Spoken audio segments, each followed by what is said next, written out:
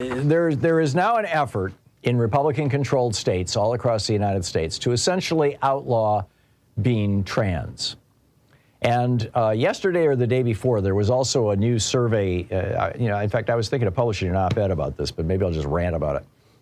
There was a new op-ed published that showed that about twice as many people among the millennial generation right now are coming out as queer, essentially, on the LGBTQ spectrum, as was the case 10 years ago. It's, I don't have the numbers in front of me, so I'm not going to quote them, but it was about twice as many people. And all over Twitter, I was seeing all this hysteria about this. This is the result of grooming and this kind of thing. On the one hand, you got people saying that. On the other hand, you got people going, well, why would this be? Is it because of microplastics or something? Are people's hormones being, and they're saying the same things about trans people. All of a sudden, there's trans people, and there never was trans people before. Well, I think the answer to this is really simple, and you don't need to go to weird science, or anything else. It's that once something is acceptable, the people who have always been that will come out and tell you. Right? I mean, it's out of the closet. There are many trans people, the vast majority of trans people have known since they were little children what gender they were, and they've known that the gender that they are is not the gender that they were born with. Now, again, like I said, there's people saying, oh, well, maybe this is plastics or something. I think it's always been this way. I think that's what Joan of Arc was. I think that's what Amelia Earhart was. I mean, women who were trapped in men's bodies, as it were, or men who were trapped in women's bodies, excuse me. You get my point. I think trans has always been with us, just like gay people have always been with us. Lesbians have always been with us. It's just that now, for the first time, literally for the first time in history, they have found an accepting place in society and in culture. But here we've got, Matt Walsh, these right-wingers, right, has, quote, declared war. Well, that nice violent metaphor on the trans community. Candace Owens says trans people are demonic, that we should beat them with a cane. Charlie Kirk, the young Republican guy, he says that they should be dealt with by men like in the 50s and 60s. In other words, beat them up.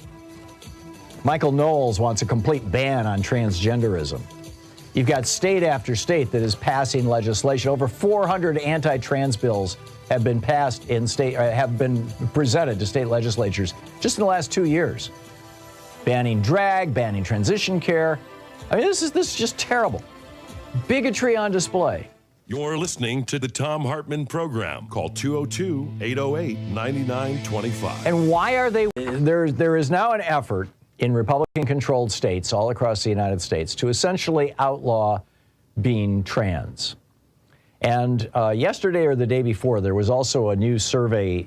In fact, I was thinking of publishing an op-ed about this, but maybe I'll just rant about it. There was a new op-ed published that showed that about twice as many people among the millennial generation right now are coming out as queer, essentially, on the LGBTQ spectrum, as was the case 10 years ago. It's, I don't have the numbers in front of me, so I'm not going to quote them, but it was about twice as many people. And all over Twitter, I was seeing all this hysteria about this. This is the result of grooming and this kind of thing.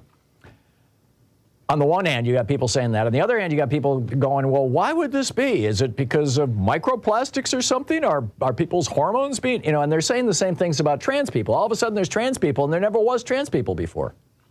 Well, I think the answer to this is really simple, and you don't need to go to weird science, or anything else. It's that once something is acceptable, the people who have always been that will come out and tell you. Right? I mean, it's out of the closet. There are many trans people, the vast majority of trans people have known since they were little children what gender they were, and they've known that the gender that they are is not the gender that they were born with. Now, again, like I said, there's people saying, oh, well, maybe this is plastics or something. I think it's always been this way. I think that's what Joan of Arc was. I think that's what Amelia Earhart was. I mean, women who were trapped in men's bodies, as it were, or men who were trapped in women's bodies, excuse me. You get my point. I think trans has always been with us, just like gay people have always been with us. Lesbians have always been with us. It's just that now, for the first time, literally for the first time in history, they have found an accepting place in society and in culture.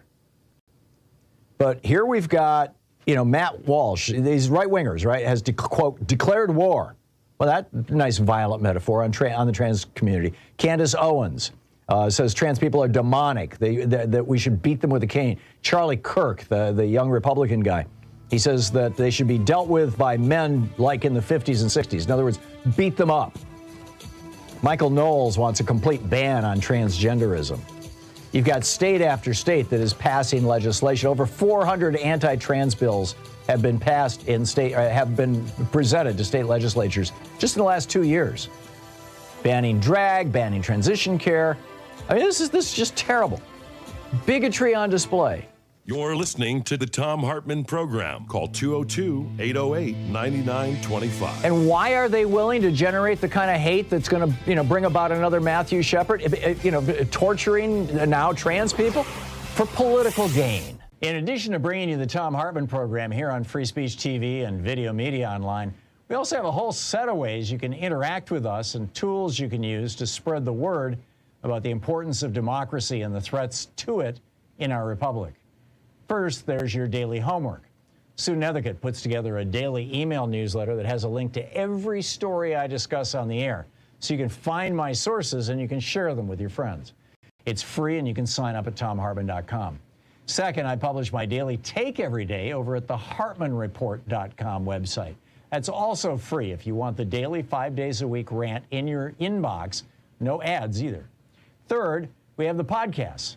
There's the free 1-hour version of our daily show that's advertising supported. You can find that wherever you get your podcasts normally. And then there's also the podcast of the entire 3-hour show with no advertisements, and that's available by subscription over at thomhartmann.com. So check them all out at thomhartmann.com and hartmannreport.com.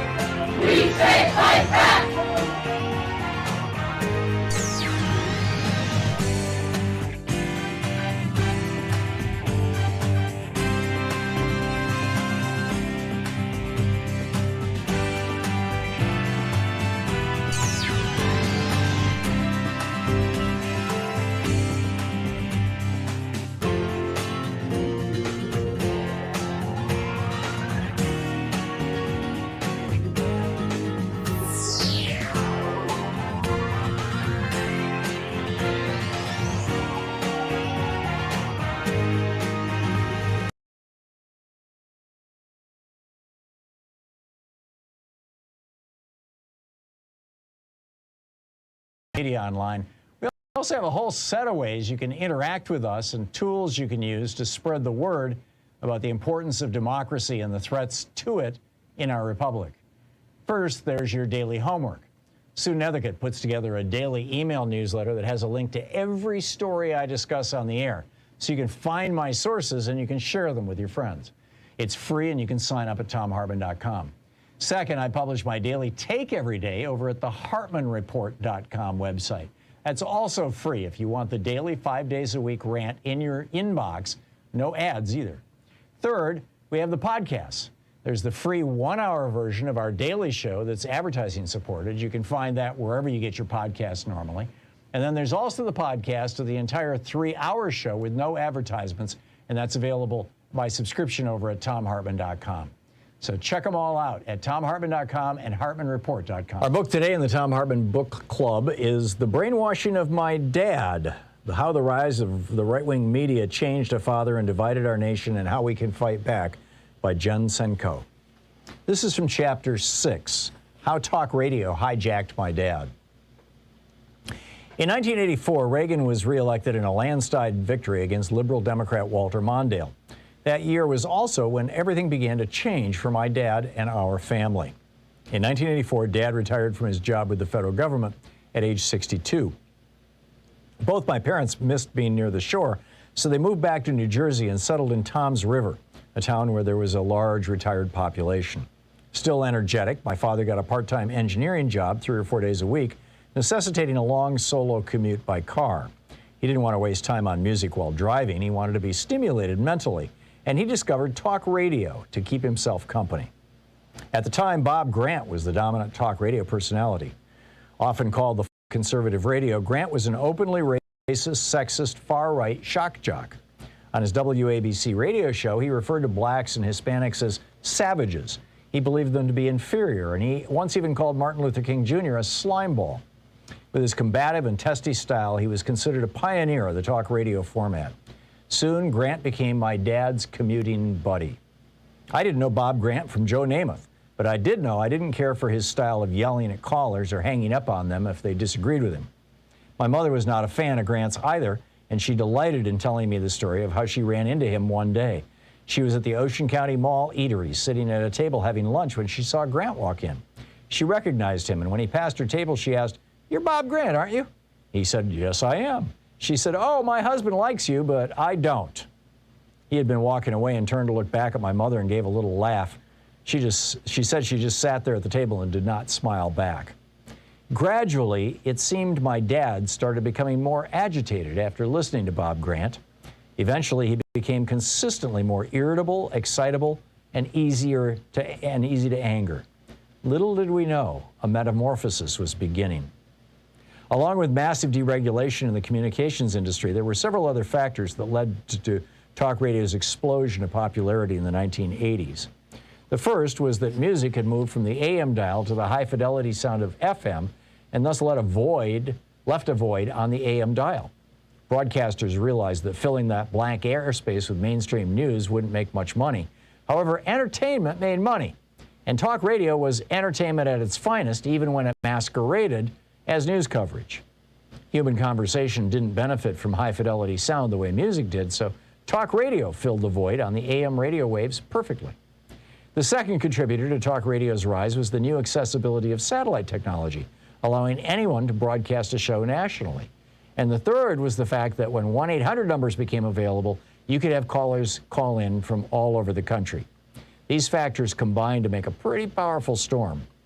The format of talk radio was, of course, not new. The format first debuted in the 1920s, continuing with Father Charles Coughlin's controversial and anti-Semitic radio broadcasts in the 1930s. Coughlin has often been referred to as the father of hate radio, and he paved the way for all that has come in his medium. Many of the most famous conservative talk radio personalities modeled themselves after the 1950s sensation Joe Pyne. His show, It's Your Nickel, consisted of Pyne debating his opinions with people calling in. Calls often culminated with him insulting the caller, to the delight of his audience. The format of talk radio evolved from there, but many of the most popular shows and hosts, including Bob Grant, Rush Limbaugh, Sean Hannity, and Glenn Beck, have stuck with the confrontational tone and high-emotion interactions that these early hosts introduced. There haven't been many successful liberal talk radio hosts. Ed Schultz, Randy Rhoads, and Alan Colmes tried to make inroads, but simply failed to draw a large audience, in quotes. You may wonder why conservative talk radio programs have been so phenomenally popular while equivalent liberal shows have foundered. Aside from big money to support it, the secret seems to lie in the inflammatory approach favored by these so-called conservative hosts. Abram Brown of Forbes says of liberal talk radio shows, it's not the same thing as a Limbaugh or a Hannity. It's more general, not really railing against the system. No one's yelling, we need to get rid of the Republicans. They're the worst thing that happened in this country. But you'll hear conservative radio hosts say that about liberals on their programs. Brown makes another good point that speaks to that. Tell your audience that the mainstream media is corrupt and biased, that there's more than that there's all the more reason to turn to your conservative talk radio to get the truth. Anger is a hot commodity. Finding an enemy is even hotter. Or as Ailes might say, it's the emotions, stupid. He did not actually say that. A little-known but very chilling example of how powerfully influential radio can be is the 1994 Rwandan genocide, where an estimated 800,000 citizens were brutally murdered by their fellow citizens, the Hutus. This happened after an intense radio campaign that started in 1993 dehumanized and demonized one group, the Tutsis. Militia groups were formed, and police and soldiers joined them in the killing.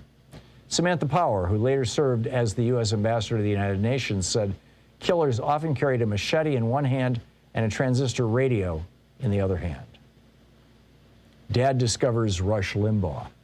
About a year or so after working part-time in his long commute, my dad officially retired. The book, The Brainwashing of My Dad, by Jen Senko.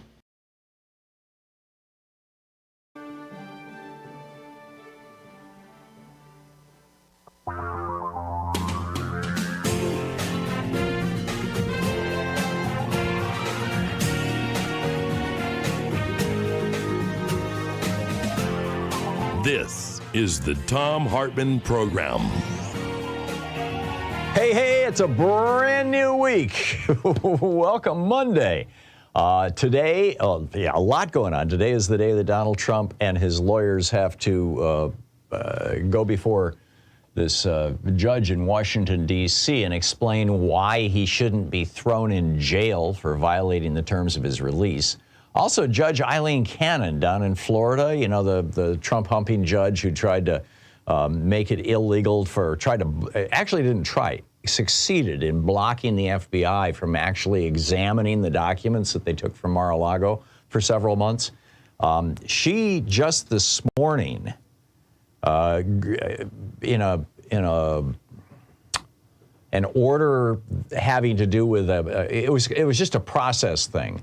But in the course of that process order, she revealed, probably inadvertently, I don't know, but she revealed that there is a secret federal grand jury right now looking into other things having to do with the documents case. Now, we don't know what those other things are. My guess is whether or not Donald Trump sold documents to other countries, whether those documents that Donald Trump gave to Rand Paul in a sealed envelope and asked him to hop on a flight to Moscow and hand deliver them to Putin's people, which Rand Paul did. Whether Jared Kushner gave documents to Mohammed bin Salman that allowed him to imprison his competitors within the royal family when he staged his coup, for which I believe he paid Jared Kushner $2 billion and counting, by the way. Kushner's up to $3 billion now with other countries in the region tossing money in. We don't know what it was, but this is a big deal. Judge Cannon revealing the existence of the secret grand jury just in kind of a routine filing.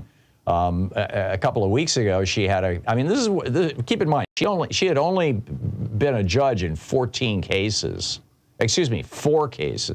when she was put before the Senate for confirmation by Mitch McConnell, by Donald Trump. And so we'll see if she gets bumped. But anyhow, just at the top of the news there, a lot going on today. How to deprogram the Fox watchers in your world about the Trump indictment. Will Judge Chutkan call Trump's bluff? This, like I said, this is going to happen this afternoon around 5 o'clock Eastern time, 2 o'clock Pacific time. 400,000 Americans are currently sitting in jail right now because they violated the terms of their release. Shouldn't Trump? We'll get to that in just a moment.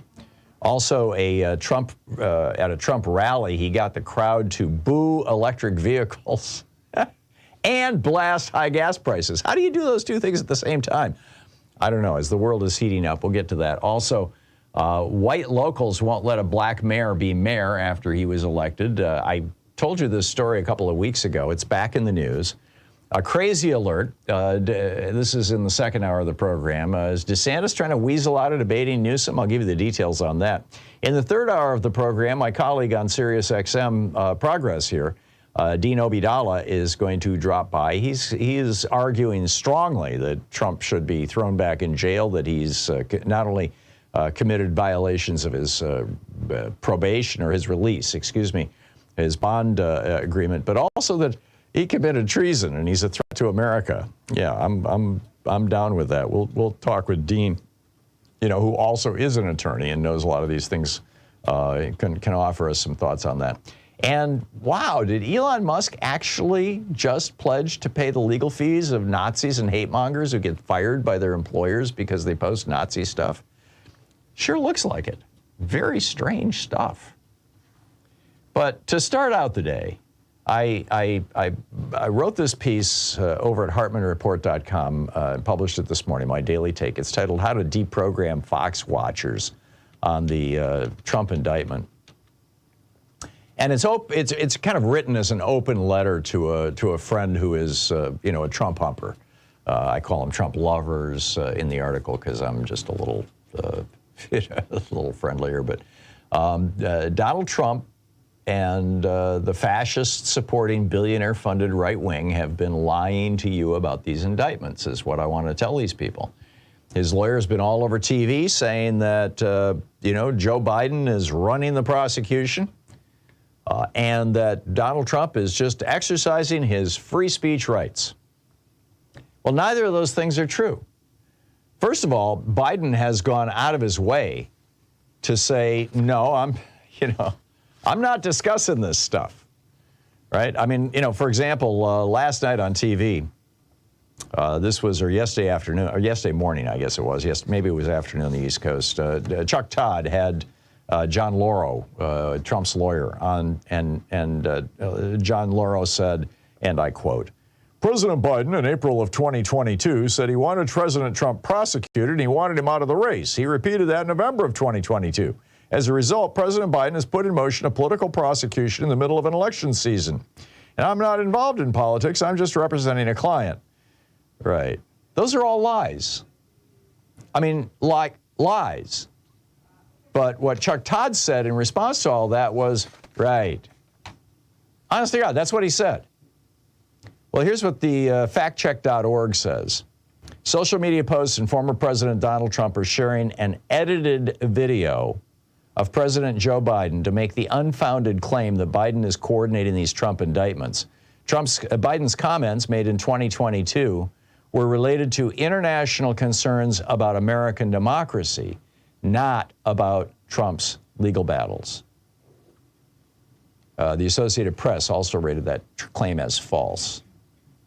When Biden was asked about this on June 12th of this year, he said, they asked him, what do you have to say about Trump's federal indictment? He said, I have no comment on what happened. He went on to say, now this in Rocky Mount, North Carolina, he went on to say, I have never once, not one single time, suggested to the Justice Department what they should do or should not do relative to bringing a charge or not bringing a charge. He's talking about Trump here. He said, I'm honest. Asked specifically, did you talk to Merrick Garland? He said, I have not spoken to him at all, and I am not going to speak to him. Lauro also said, it's just a technical violation of the Constitution. No, it's a violation of actual federal law. I mean, yes, it is a violation of the Constitution, and there's no such thing as a technical violation. You are either with the Constitution or you are against it. And the Constitution says that whoever wins the most electoral college votes becomes president. And that's what Donald Trump tried to disrupt. So anyhow, these are all lies. Joe Biden had nothing to do with this, and it's got nothing to do with free speech. In fact, Special Counsel Jack Smith is completely independent, or almost completely independent of the Biden administration. This is how special counsels work. Remember Richard Nixon? He had a special prosecutor named to go after him or to investigate Watergate. The guy's name was Archibald Cox. You have to be of a certain age to remember this. I remember it vividly. And, Elliot Richardson was, at that point, was Nixon's attorney general. And Nixon went to Richardson and said, fire the special counsel. Fire Archibald Cox. And Richardson said no, and he resigned, which then put his number two in charge, William Ruckelshaus. And so Nixon went to Ruckelshaus and said, fire Archibald Cox. And Ruckelshaus said no, and he resigned, which left the insanely corrupt Robert Bork in charge. Well, not corrupt, insanely right-wing Robert Bork in charge. He's actually true to his own beliefs, which are nuts, but nonetheless. And Bork said, okay, cool, and he fired Archibald Cox. It was called the Saturday Night Massacre. And the same thing, during the Clinton presidency with Ken Starr. So, number one, Jack Smith is independent. Number two, Biden never had anything to do with Jack Smith being there. In fact, Biden kept his mouth shut for 2 years while Merrick Garland dithered. So the other argument that they're making is, oh, he's just, Trump has free speech rights. This is what the indictment says, page 2. The defendant has a right, like every American, to speak publicly about the election and even to claim falsely that there had been outcome-determinative fraud during the election and that he had won. He's also entitled to formally challenge the results of the election through lawful and appropriate means, such as seeking recounts or audits. By the way, he did those things, and he lost them all, which is why now he's been charged with specific crimes: a conspiracy to defraud the United States by using dishonesty, fraud, and deceit to impair, obstruct, and defeat the lawful federal government function by which the results of a presidential election are collected, counted, and certified. A conspiracy to corruptly obstruct and impede the January 6th congressional proceeding, and a conspiracy against the right to vote and to have one's vote counted. I mean, he literally tried to prevent the votes of Democratic voters, mostly black people in cities, from being counted. And that, I find it interesting that mostly black people in cities part is almost always omitted by the national news. But that, every single one of Trump's complaints had to do with a big city. It was Pittsburgh, it was Milwaukee, it was Detroit. These are the cities in these states that have the largest black populations.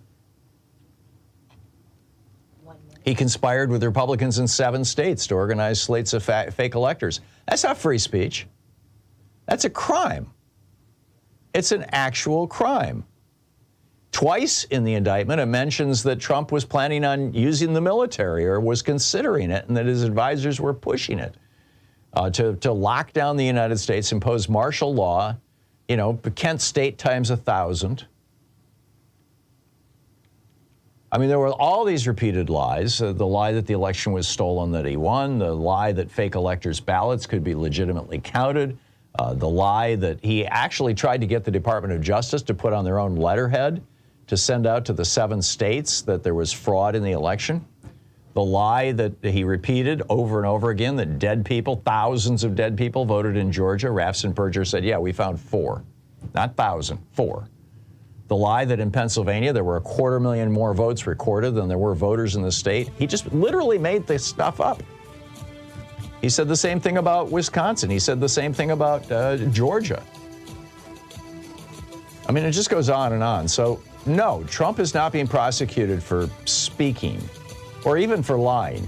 He's being prosecuted for engaging in a criminal conspiracy to steal people's votes. Isn't that wrong, Trump humpers? Isn't that wrong? This is the Thom Hartmann Program. I'd love to hear from some of Trump's supporters here. What is wrong with my logic? What am I missing?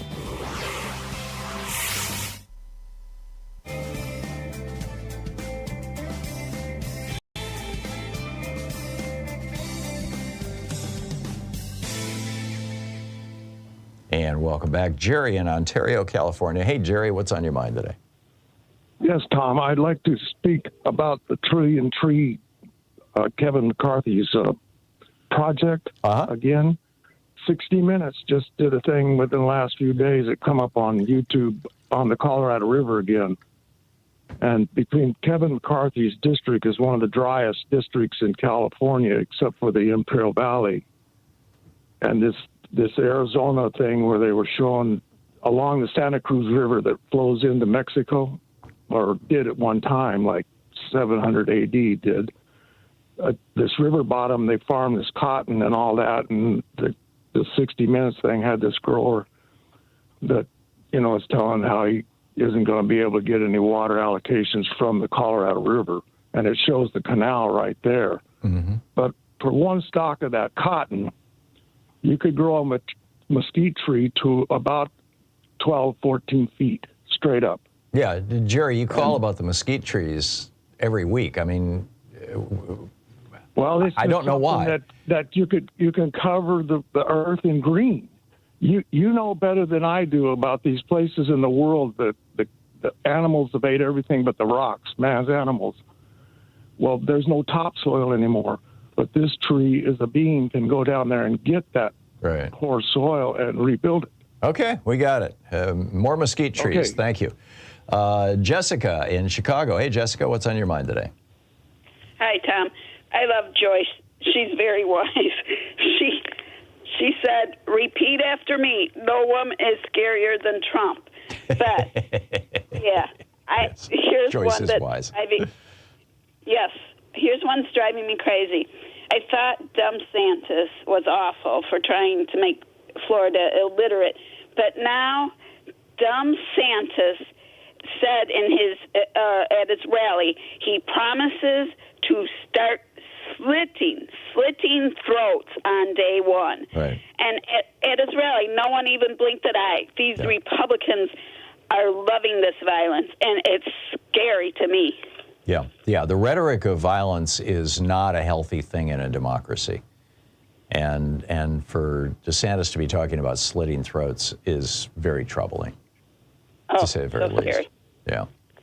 Yeah. I'm with you, Jessica. Do you think that, I mean, obviously it was a metaphor, right? But it seems to me like DeSantis is just going down in flames. I don't see how he gets to be the nominee, even if Trump, somehow drops out. I mean, if something happens to Trump, whether he gets thrown in jail or whether he, eats one too many hamburgers and falls over and, is incapacitated, who knows? But I don't think he stands a chance, but to to say those violent, I think he stirs up a lot of crazies. Yeah, I agree. That's what I'm I agree. afraid of. My prediction is that within a couple of weeks, perhaps in time for the August 23rd debate on Fox News, but actually I'm guessing it'll be after that Virginia Governor Glenn Youngkin is going to throw his hat into the race, and all the right-wing billionaires are going to jump in behind him because they love him.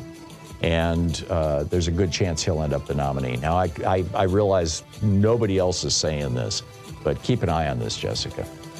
Keep an eye on this guy.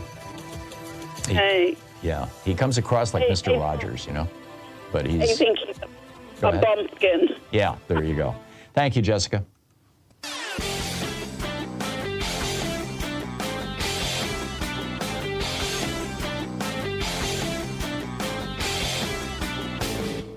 Missed my opening rant today? It's usually published over at HartmannReport.com, where you can read it and share it with your friends for free. Check it out, HartmannReport.com. Between 40 years of Ronald Reagan's neoliberalism destroying the American middle class and all the just horrors of January 6th and the Trump presidency, America's waking up, and that's a really good thing. There's actually, some books coming out about this. Mine, The Hidden History of Democracy. Neil Howe's The Fourth Turning is here. And it looks like a moment of American renaissance is upon us, if our media doesn't screw it up, which raises the question, can we have democracy and Fox News? Can the two coexist? Like, when Fox News runs chyrons saying that essentially Joe Biden is a wannabe dictator who's throwing Trump in jail because he's his political opponent. There's a whole rant about this and an in-depth analysis of what can we do with regard to repairing our media here in the United States over at HartmannReport.com. I think you'll find it interesting. Check it out.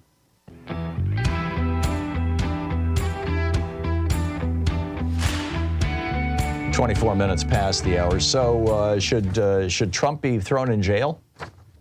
Will Trump be thrown in jail this afternoon? I'm guessing that he won't be, but I sure think he should be. I mean, this is the document that he signed. It's to the defendant, advice on penalties and sanctions. Violating any of the foregoing conditions of release may result in the immediate issuance of a warrant for your arrest, a revocation of your release, an order of detention, a forfeiture of any bond, and a prosecution for contempt of court. And it goes on to say, it is a crime for you to obstruct a criminal investigation, tamper with a witness, victim, or informant, retaliate or attempt to retaliate against a witness, victim, or informant, or intimidate or attempt to intimidate a witness, victim, juror, informant, or officer of the court. And then this is signed. I acknowledge that I am the defendant and I'm aware of the conditions of my release. I promise to obey all conditions. And it's signed Donald J. Trump. So here we have it. Is Judge Chutkan going to call Trump's bluff? I mean, right now, 400,000 Americans are sitting in jail awaiting their trials because they violated the terms of their release, according to Robert Reich over on his Substack post. And, after she said, do you understand these warnings and consequences? Are you prepared to comply? And he said, yes. 24 hours later, he puts on his Nazi-infested social media site, you go after me, I'm coming after you. And so, that night, Jack Smith goes before the court and says, we need a protective order for this information. On Saturday, Tanya Chutkan. Now this, originally there was another judge. There was the magistrate judge. Now it's in Chutkan's court, right? And on Saturday, she said, no, you have to answer this motion by 5 p.m. Monday, which is today. And all through the weekend, Trump continued to threaten witnesses. I mean, obviously, Mike Pence is one of the witnesses in this case. He's cited in the indictment. It says, according to Mike Pence's contemporaneous notes. So Trump says, little Mike Pence, a man who was about to be ousted as governor of Indiana until I came along and made him VP, has gone to the dark side. He called Jack Smith deranged. He said he could never get a fair trial with Judge Chutkan and jurors from Washington, D.C. Well, she's black, and there's a lot of black people in D.C. Oh, my God.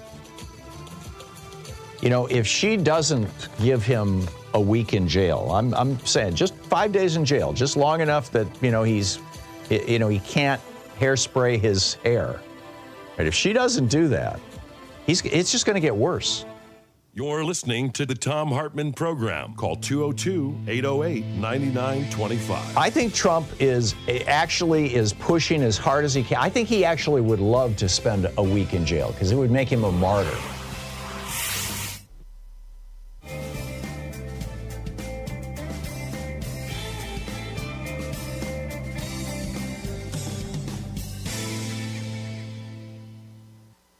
Behind the rise of the radical right in today's Thom Hartmann University Book Club.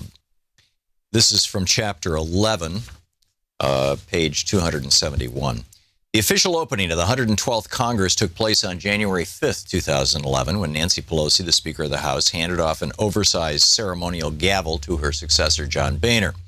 But a new era of ultra-conservative billionaire influence had already begun.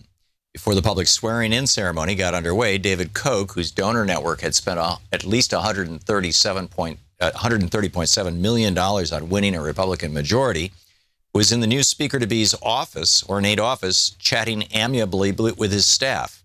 The People's House was under new management, and critics would suggest new ownership. While Koch was a very public presence on the Capitol, his political adjutant, Tim Phillips, the president of Americans for Prosperity, was deep in the inner sanctum of the congressional committee that mattered most to the bottom line of Koch Industries. Phillips's most important destination that day was the House Energy and Commerce Committee, which under the new Republican majority had now increased its power to block President Obama's environmental agenda in Congress. The committee could bury progress on climate change and harass the EPA for the foreseeable future. And then just jumping through a little anecdote about Lee Fong and David Koch, they continue. In Plutocrats, the rise of the new global super-rich and the fall of everyone else, journalist Krista Freeland describes how those with massive financial resources almost universally use them to secure politics and policies beneficial to their interests, often at the expense of the less well-off. In the United States, a number of studies have shown that in recent years, this tendency has distorted politics in very specific ways. In a study he conducted for the nonpartisan Sunlight Foundation, the political scientist Lee Drutman found that increasingly concentrated wealth in America resulted in more polarization and extremism, especially on the right. Very rich benefactors in the Republican Party were far more opposed to taxes and regulations than the rest of the country. He discovered the more Republicans depend upon 1% of the 1% donors, the more conservative they tend to be. The 112th Congress soon unfolded as a case study of what David Frum, an advisor to the former President George W. Bush, described as the growing and, in his view, destructive influence of the Republican Party's radical rich. The radicalization of the party's donor base, he observed, has propelled the party to advocate policies that were more extreme than anything since Barry Goldwater and his 1964 presidential campaign. It also led Republicans in Congress to try tactics they would never have dared use before, end quote. Hard data supported this. Harvard's Theta Scott poll found that the House took the biggest leap to the far right since political scientists began recording quantitative measurements of legislators' positions. There was no better example than the Koch's newly won influence over the House Energy and Commerce Committee. In the previous Congress, the panel had been chaired by Henry Waxman, the liberal Democrat from California, who had quarterbacked the House's successful passage of the cap-and-trade bill, only to see it die in the Senate. Now the new Republican leadership stocked the committee with oil industry advocates, many of whom owed huge campaign debts to the Kochs. Koch Industries PAC was the single largest oil and gas industry donor to members of the panel, outspending even ExxonMobil. It had donated to 22 of the committee's 31 Republican members and 5 of its Democratic members, too. In addition, 5 out of the 6 Republican freshmen on the committee had received outside support from Americans for Prosperity. Meanwhile, many of the new committee members had signed an unusual pledge swearing fealty to the Koch's agenda. They promised to vote against any kind of carbon tax unless it was offset by comparable spending cuts, an unlikely scenario. The no climate tax pledge was invented by Americans for Prosperity in 2008, when the Supreme Court cleared the way for the EPA to regulate greenhouse gases as it does other pollutants. The Koch's pledge was modeled on the enormously successful one that the anti-tax crusader Grover Norquist had used to intimidate Republican lawmakers from raising taxes. But in this instance, it served not a cause so much as a company.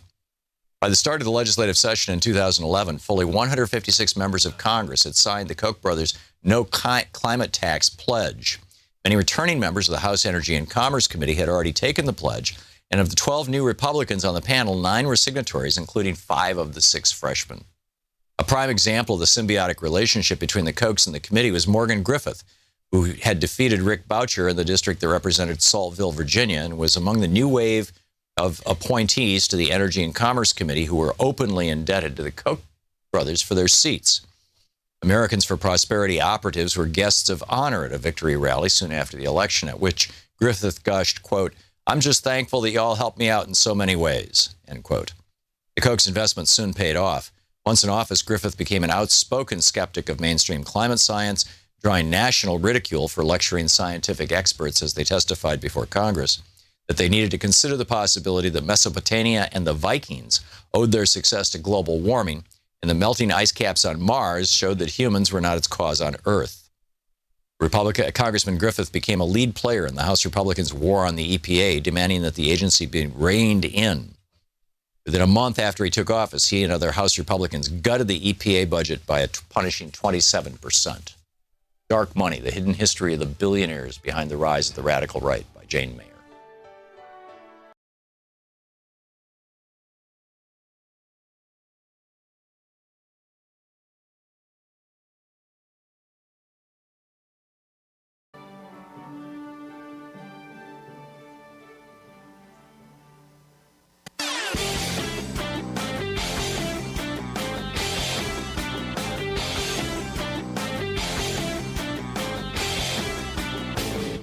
Did you know that every weekday we send out an email before the show giving you all the topics coming up so you can be fully informed and ready to interact with our program? Or that after the show we send out Sue's Stack, a list of every topic I've discussed along with clickable hot links to every source of information I've shared with you on the air? It's all completely free and available over at thom.tv, THOM.tv. Check it out. And welcome back. 34 minutes past the hour here on the Thom Hartmann Program. Akron Rick, this is the second time I've quoted his stuff from Daily Kos in the last 2 weeks. He comes up with some pretty good stuff. And he posted a thing over there. It's up right now, dailykos.com. It's titled The 10 or so Most Interesting Lines in the Indictment. And spot on, Rick. Here's a couple of them. Quote.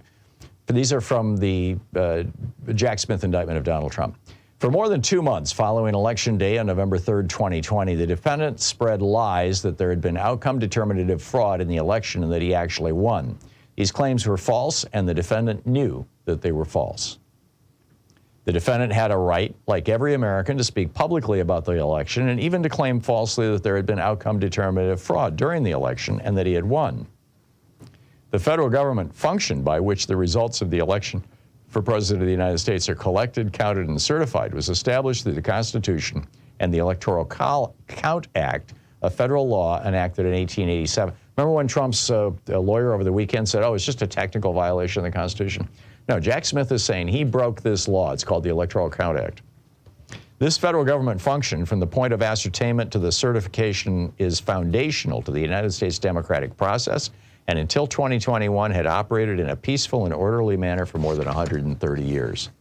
In other words, the last time we had a problem like this was the Civil War, or post-Civil War, actually. It would have been the election of 1876, Sam Tilden and Rutherford B. Hayes. He cited 2 election workers by name. Thereafter, the 2 election workers received numerous death threats. Another one. The vice president responded that there was no constitutional basis for such authority and that it was improper. In response, the defendant told the vice president, "You're too honest." Mike Pence is making T-shirts, by the way, that say "too honest," in quotes.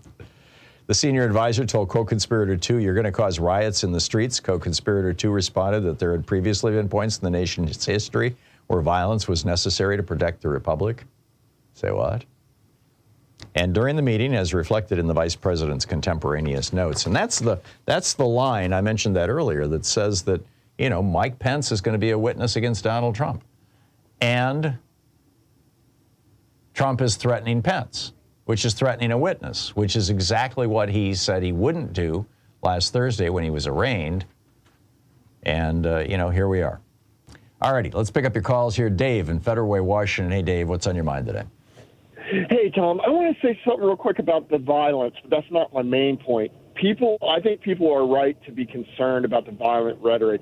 In asymmetric warfare, that's how you prep the battlefield, okay? And I'll just leave it at that. Or I'll plug Malcolm's book, They Want to Kill Americans. But anyways, the thing is, I made a mistake on Trump and this classified documents thing. And my mistake might enlighten what Judge Cannon said about a simultaneous classified prosecutory track. Mm-hmm. And here's what it is. All right. I said that, you know, if you make copies and they find a copy, that's bad. Or if they can't find the document, of course, that's bad. But there is something worse. I didn't think it applied to a president, though.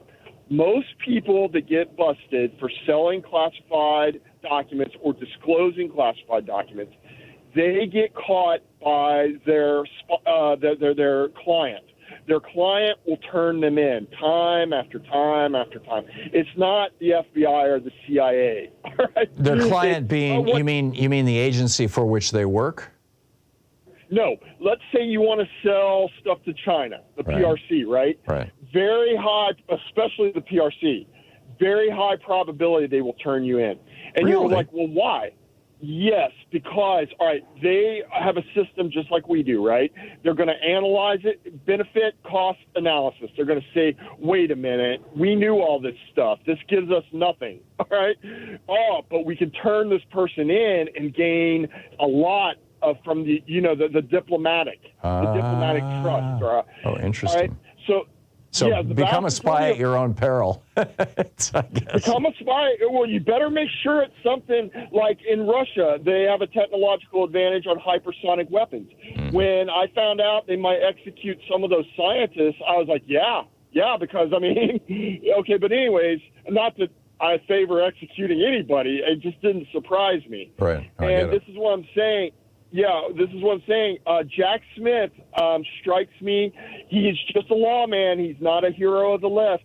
He's like Mueller. At the end of the day, he's a lawman. But he strikes me as the type of lawman that never asks a question that he doesn't already know the answer to. Yeah.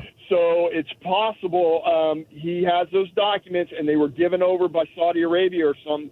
Trump may have sold those suckers, and Jack Smith probably already knows. So you're speculating that that's what this second, or maybe third or fourth, I mean, who knows, but this other secret grand jury that Judge Eileen Cannon apparently accidentally revealed the existence of in her order this morning, that's what they're all about, that they've been, the federal government has been flagged that Trump was selling documents or giving documents away, and that's what they're looking into. And you think it might have come from a foreign country. I don't think Saudi Arabia would turn on Trump like this. I mean, they just announced that they're going to give him another $50 million for doing the live golf tournaments out of Bedminster instead of someplace in Saudi Arabia. So there's two things they're still pouring money into the Trump crime family. You're right, but there's two things I could throw out real quick. Number one, Jack Smith surprised everybody and said he has the document. How the heck did he get it? Number two, it could have been, for God's sakes, it could have been Iran. Iran could gain a lot. Right. I mean, Iran, the Iranian Outlaw, their intelligence service, may have looked at it and said, look, we know all this stuff already. Right. Let's turn this guy in. That's an interesting theory, Dave. I mean, it's also entirely possible that Trump was waving around a copy, as you mentioned at the very beginning. We'll see. I mean, we're going to find out. Dave, thank you. Thank you for that. Earl in Hyde Park, Illinois. Hey, Earl, what's on your mind today? Hey, Tom, how you doing? Good. Need to get your mouth a little closer to the microphone, Earl, so we can hear you well. What's on your mind today?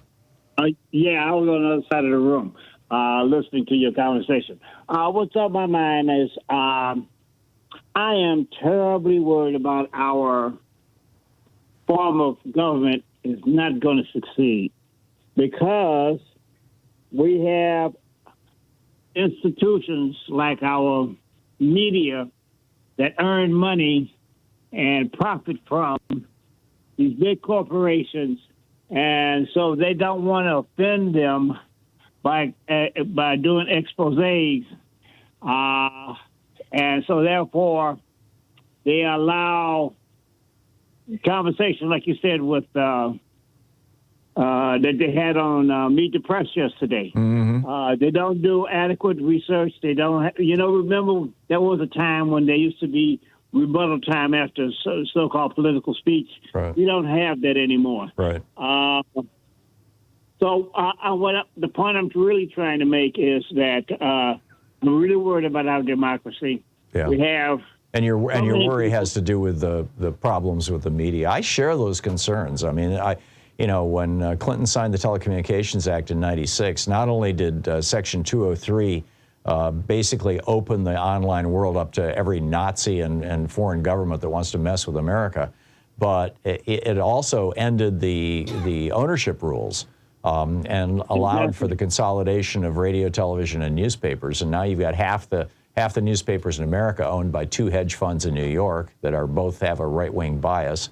You've got 1,500 radio stations running exclusively right-wing talk all day long. You've got 3 television networks devoted to right-wing spin and lies by and large, and even the general corporate media, like Chuck Todd over the weekend, letting Trump's lawyer just spew lies and not rebutting those himself. Now Dana Bash actually did a pretty good job of rebutting some of this stuff, but Chuck Todd, no. And he's going to leave the airwaves in September. I ain't holding my breath. I mean, I can't, but I think it'll be a good thing for all of us. Earl, I share your concern. No, I agree with you. Thank you very much, Tom. Thank you, Earl. Good talking to you. Tom in Fairfax, California. Hey, Tom, what's on your mind today? Hey there. Before the last break, you sort of made my point. I think it's not so much Chutkan calling Trump's bluff, but the other way around. I think Trump is calling her bluff. Yep. I think he absolutely wants to go to jail because he wants to be seen as a political prisoner. Yep. He wants his followers to back him up and say that Chutkan is biased and needs to be recused and yada, yada, yada. Yeah, this is what Hitler did in, 1929, I think, whatever the year was, when he tried to overthrow the town or the country of Bavaria, or the county of Bavaria, I guess you would call it. And, and he went to jail for 9 months, and he came out a hero. Yeah, well, and absolutely. And I think that she's in a tough spot because I think what she will do is she will listen to the appeal to the protective order, and she will grant the protective order, and she will give him a stern warning because it was the magistrate that issued it before. She's going to issue it herself. Say, okay, look, you have one more chance here, bud. and you do this again, and you will be in jail. Do it this time. I think, tonight, tomorrow, he will go out and do it again, and then she'll have no choice. I think he's backed her into a corner. I hope she does do it, but I think it's dangerous because I think there's a real chance that violence will erupt because of this, and I think that's exactly what he wants. Yeah. So that's my we'll see. I suspect. I don't think the violence will erupt. I mean, each one of his indictments, he has called for the hordes to come, and he got 25 people in D.C. last week. He had 50 people maybe in Florida. I hope you're right. Right. Say, try to get on Dr. Fiegelding again. Okay. About COVID. All right. Thank you very much, Dr. Fiegelding. Yeah. Thank you, Tom. We'll be right back. You're listening to Thom Hartmann. Visit thomhartmann.com for audio and video archives. It's 46 minutes past the hour, and yes, COVID actually is kicking up right now. The numbers are starting to rise all across the country. Be careful.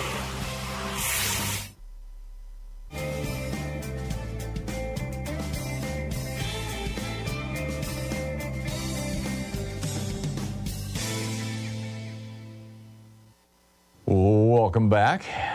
Picking up your phone calls here. Rita in Madison, Wisconsin. Hey, Rita, what's on your mind today? Hi, Tom. I'm a first-time caller. Well, thank you. And I listen to you all the time. But anyway, I am living in Madison, Wisconsin. However, I work out of Chicago. I'm a flight attendant, and my base is in Chicago. And I noticed in this past week, there are these massive billboards on every concourse and also the baggage claim area. And they're like 10 by 15 feet. And they say free speech, made in America. And then it says defended by fire. And then it says paid for by the Foundation for Individual Rights and Expression.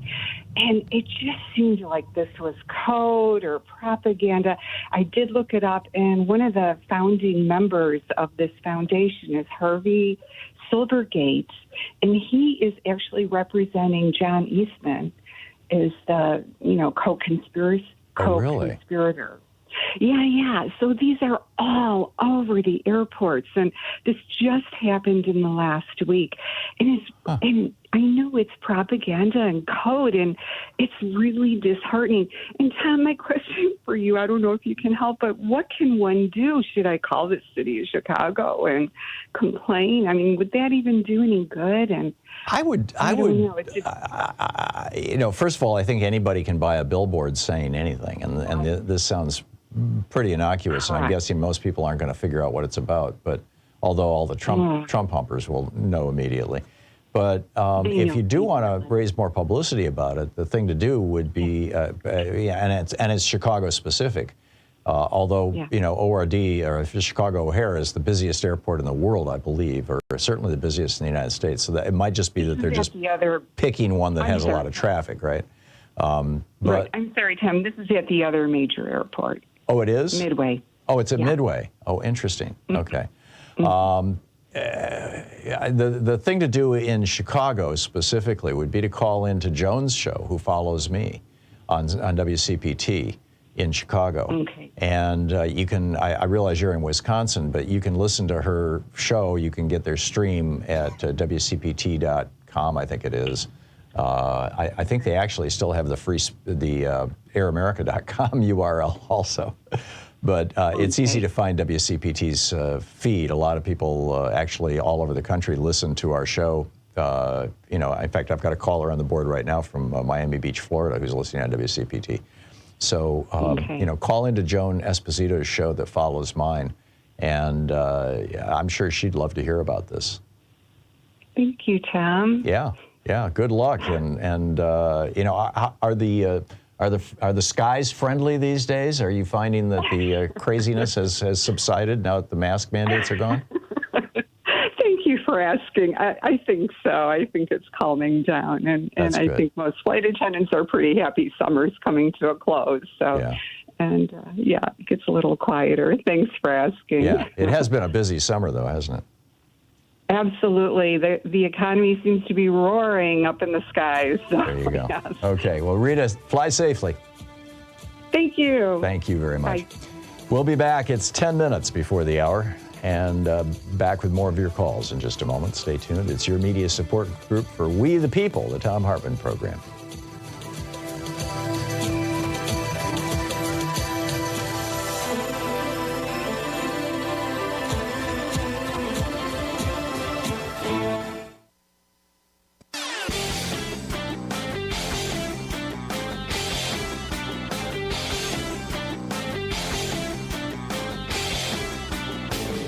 Hey, thanks so much for sharing our program and for reaching out to our stations and sponsors and letting them know that you're listening. It really means a lot to us.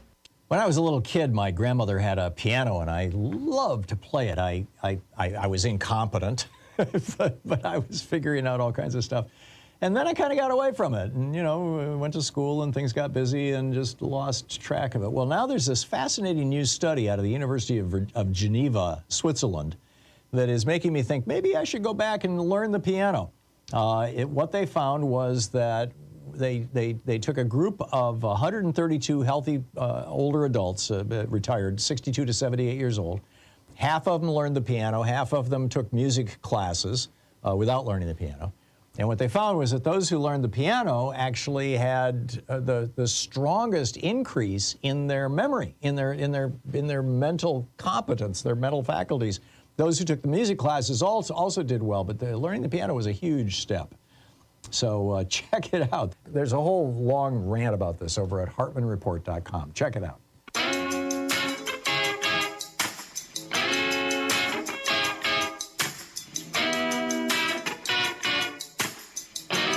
51 minutes past the hour, picking up your calls here. Chris in San Diego. Hey, Chris. Thanks for watching us on Facebook Live. What's on your mind today? Hey, Tom. Can you hear me? Just fine, Chris. Okay, awesome. So we were having problems before. Hey, the thing of it is, you were asking earlier about what you were missing. The Democrats just cannot figure out what the Republicans already have. The power of the presidency is the bully pulpit. You got to get a 30-second soundbite out there in order to. They keep controlling the narrative because they're getting the 30-second sound bites out here. Right. The Democrats are more intellectual, and they want to expound with a big, long speech. When Biden first started coming up with the Bidenomics, right? That was kind of a good start. But then I watch him go into this 15-minute speech. You got to be able to say death tax. You got to be able to say something that's going to catch the American public, and they can hang on to that. As soon as you start talking, it's like Facebook. You can't write a 2-paragraph something, 140 characters with Twitter, right? This is where our consciousness is. And we keep letting them control the narrative on those Sunday shows. I was watching it. The minute that any of the information started coming out about Russian collusion, the Republicans jumped out there and said, they're trying to overturn the election. They're trying to steal the election. Right. I still don't hear Democrats talking about Trump doing what we all watched him do in real time. Right. And the phrase that they should be using is, he tried to steal your vote. Because that's what he did. 100%. In 7 states, he wanted them to throw out votes by Democrats for a Democratic nominee for Joe Biden. 100%. Even our Democrats on Sunday, they keep saying, and the news says it, they keep saying, Trump tried to prevent Biden from taking office, tried to prevent the peaceful transfer. Stop that. Start yelling exactly watch the Republicans take their playbook, okay? Yeah, they tried to steal your vote. Chris, spot on. There you go. Yeah, thank you very much, Chris. Good to hear from you. Appreciate it. David in North Miami Beach, Florida. Hey, David, what's on your mind today? Hey, y'all, I am the cyber hoarder you're looking for. Switch from videotapes to terabyte cards. Okay. Yes. So I'm holding off my mayoral campaign to talk to you. I think Trump will wind up in John Hinckley Jr.'s loony bin cell, and all he has to do to get out is pass the social studies teacher exam like I had to do. Of course, it'll never happen, which will be, the myth of Sisyphus. It'll be his version of, rolling the rock up a hill, but will fail, just to prove he was never qualified to run a lemonade stand, never mind a nonprofit, a college, a country. Yeah. He never knew anything but how to rob Peter to pay Paul. Right. Yeah. I mean, he's failed as being a casino owner. He's failed as being a steak company owner. He's failed as being a vodka company owner. He failed at being a book publisher. He failed at being a game publisher. He had to take cash money from 1,400 Russian oligarchs in order to keep his empire afloat in the 1990s. There is one thing we need. One thing we need Roma Downey to introduce Mark Burnett to explain that the Trump everyone loved and dies for never existed, that he's a completely fictional character. He was reading a script on NBC. At best. He was doing what the writers said. Adderall, exactly. Yeah, that and snorting Adderall or Coke or whatever it was. David, thank you. A good one. Anthony in St. Augustine, Florida. Hey, Anthony, what's up? Hey, Tom. I'm calling because I'd like to comment. I'd like to share how I believe that one of the reasons why Chris Christie is running for president is because he's got a score to settle with Donald Trump. Because when he supported Trump in 2016, I think Christie wanted to be either Attorney General or something like that. Yeah. And when Trump didn't, Kushner killed it because Christie prosecuted Kushner's dad. Christie also has a grudge against Trump because Trump tried to kill him. I mean, Trump had Christie as his debate coach, and Trump had COVID and knew it and never told Chris Christie, and he exposed Chris Christie to it during that debate prep, and Chris Christie ended up in the hospital on a ventilator. I mean, he almost died. Oh, my God. And he has talked about that a couple of times, but he generally doesn't like to discuss it. But in Chris Christie's mind, Donald Trump tried to kill him, or was certainly willing to let him die, and so he's upset. Anthony, I got to run, but thank you for the call. We will continue on the other side of this break. It's amazing. Donald Trump getting a crowd to boo electric cars. Really? What's to boo? I don't get it. We'll be back. Well, actually, I do get it. He's getting money from fossil fuel billionaires. We'll be right back on the other side of the break. Stay with us. You're listening to Thom Hartmann. In addition to bringing you the Thom Hartmann Program here on Free Speech TV and Video Media Online, we also have a whole set of ways you can interact with us and tools you can use to spread the word about the importance of democracy and the threats to it in our republic. First, there's your daily homework. Sue Nethercutt puts together a daily email newsletter that has a link to every story I discuss on the air, so you can find my sources and you can share them with your friends. It's free and you can sign up at ThomHartmann.com. Second, I publish my daily take every day over at the HartmannReport.com website. That's also free if you want the daily 5 days a week rant in your inbox. No ads either. Third, we have the podcasts. There's the free 1-hour version of our daily show that's advertising supported. You can find that wherever you get your podcasts normally. And then there's also the podcast of the entire 3-hour show with no advertisements, and that's available by subscription over at ThomHartmann.com. So check them all out at ThomHartmann.com and HartmannReport.com.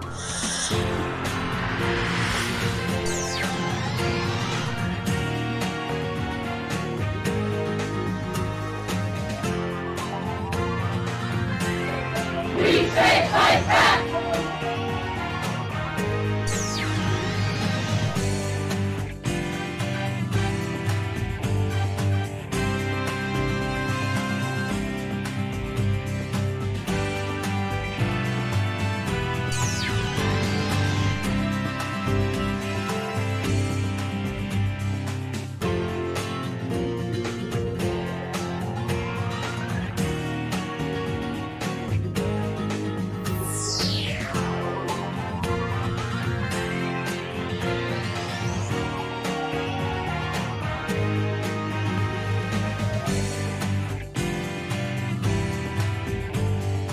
Our book today for the Thom Hartmann Book Club is A Woman of No Importance, The Untold Story of the American Spy Who Helped Win World War II by Sonia Purnell.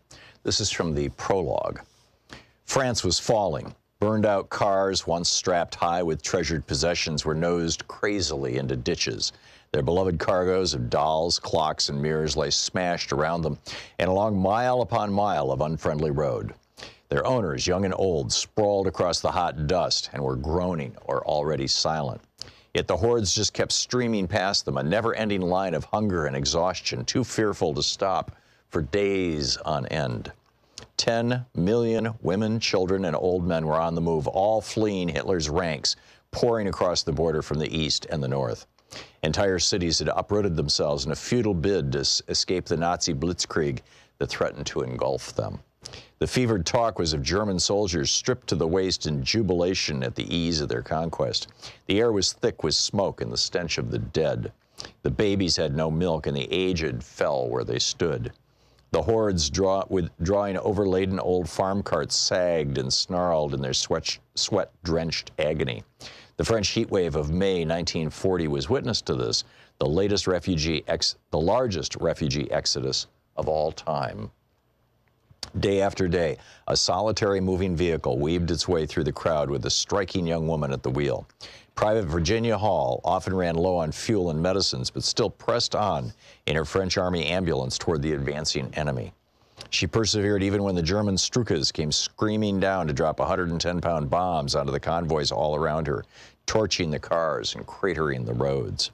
Even when fighter planes swept over the treetops to machine gun the ditches where women and children were trying to take cover from the carnage. Even though French soldiers were deserting their units, abandoning their weapons and running away, some in their tanks. Even when her left hip was shot with pain from continually pressing down on the clutch with her prosthetic foot. Now, at the age of 34, her mission marked the turning point after years of cruel rejection. For her own sake, as much as for the casualties she was picking up from the battlefields and ferrying to the hospital, she could not fail again. There were many reasons why she was willingly jeopardizing her life far from home in aid of a foreign country when millions of others were giving up. Perhaps foremost among them was that it had been so long since she had felt so thrillingly alive. Disgusted with the cowardice of the deserters, she could not understand why they would not continue the fight. But then she had little to lose. The French still remembered sacrificing a third of their young menfolk to the Great War, and a nation of widows and orphans were in no mood for more bloodshed. Virginia, though, intended to go on the road, wherever the battle took her. She was prepared to take whatever risks, face down any dangers. Total war against the Third Reich might perversely offer her one last hope of personal peace. Yet even this was as nothing compared with what was to come in a life that drew out into a Homeric tale of adventure, action, and seemingly unfathomable courage. Virginia Hall's service in the France of summer 1940 was merely an apprenticeship for a near-suicide mission against the tyranny of the Nazis and their puppeteers in France. She helped to pioneer a daredevil role in espionage, sabotage, and subversion behind enemy lines in an era when women barely featured in the prism of heroism, when their part in combat was confined to the supportive and the palliative, when they were just expected to look nice and act obedient and let the men do the heavy lifting, when disabled women or men were confined to staying at home and leading often narrow, unsatisfying lives. The fact that a young woman who had lost her leg in tragic circumstances broke through the tightest constrictions and overcame prejudice and even hostility to help the Allies win the Second World War is astonishing. That a female guerrilla leader of her stature remains so little known to this day is incredible. Yet that is perhaps how Virginia would have wanted it. She operated in the shadows, and that was where she was happiest, even to her closest allies in France. She seemed to have no home or family or regiment, merely a burning desire to defeat the Nazis. They knew neither her real name nor her nationality, nor how she had arrived in their midst. Constantly changing in looks and demeanor, surfacing without notice across whole swaths of France, only to disappear again as suddenly, she remained an enigma throughout the war, and in some ways after it, too. Even now, tracing her story has involved 3 solid years of detective work, taking me from the National Archives in London, the Resistance Files in Lyon, and the parachute drop zones in the Haute-Loire, to the judicial dossiers of Paris and even the white marble corridors of CIA headquarters at Langley. My search led me through 9 levels of security clearance into the heart of today's world of American espionage. I have discussed the pressures of operating in enemy territory with a former member of Britain's special services and ex-intelligence officers from both sides of the Atlantic. I've tracked down files that were missing and discovered that others remain mysteriously lost or unaccounted for. I have spent days drawing diagrams matching dozens of code names with scores of her missions, months hunting for remaining extracts of these strange disappeared papers, years digging out forgotten documents and memoirs. The book A Woman of No Importance by Sonia Purnell.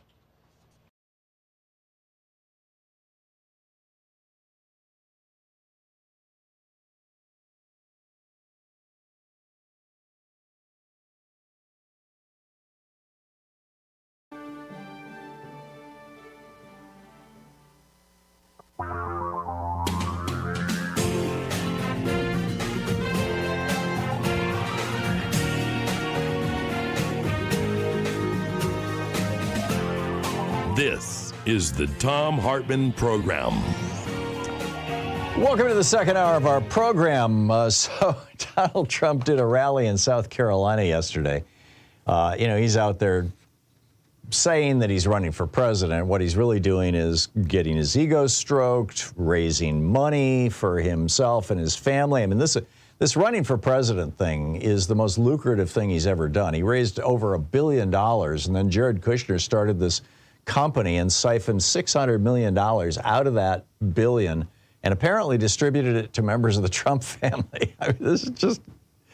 Anyhow, he was at the Silver Elephant Dinner for the South Carolina Republican Party at the Columbia Metropolitan Convention Center on Saturday. I said yesterday, day before yesterday. And he takes on electric vehicles. Check this out. Under Bidenomics, gas prices are again nearing $4 a gallon. Do you see what's happening? And gas is going up, everybody. Your cars are going to have to get smaller. And then they're forcing into all electric. Does everybody like the idea of all electric and you can drive for 1 hour? So crazy. Oh, yeah, right. No, you can only drive for 1 hour on an electric car. Hey, what? I can go 270 miles on a charge in my electric car. And I can recharge it in 19 minutes at the local Walmart. Or at home, overnight, just plugging it into a regular wall outlet. And it costs me the equivalent of less than $1 a gallon for gasoline. You would think that, average Americans would think that that's a good thing. Plus, they're incredibly fun to drive. You stomp on the gas pedal, I realize it's not gas, but on the accelerator, and they take off like a rocket ship because there's no transmission. I mean, it's just boom, pure power coming out of these electric motors.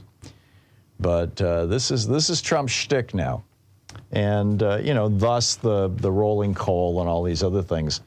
Who's driving all this? Who's pushing this whole anti-electric car thing? Well, obviously the fossil fuel companies and the right-wing billionaires who made their fortunes with fossil fuels. And Trump, he wants their money, he wants their support, he wants the Heritage Foundation and the Cato Institute and all these other right-wing groups that are funded in part by the Koch network, and the Kochs, of course, made their money with oil to continue supporting him. It's not rocket science. But there is a consequence to this.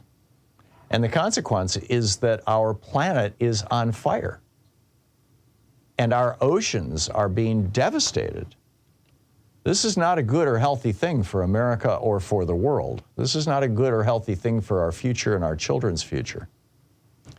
On Friday, the European Union's climate agency, it's called the Copernicus Climate Change Service. This is like,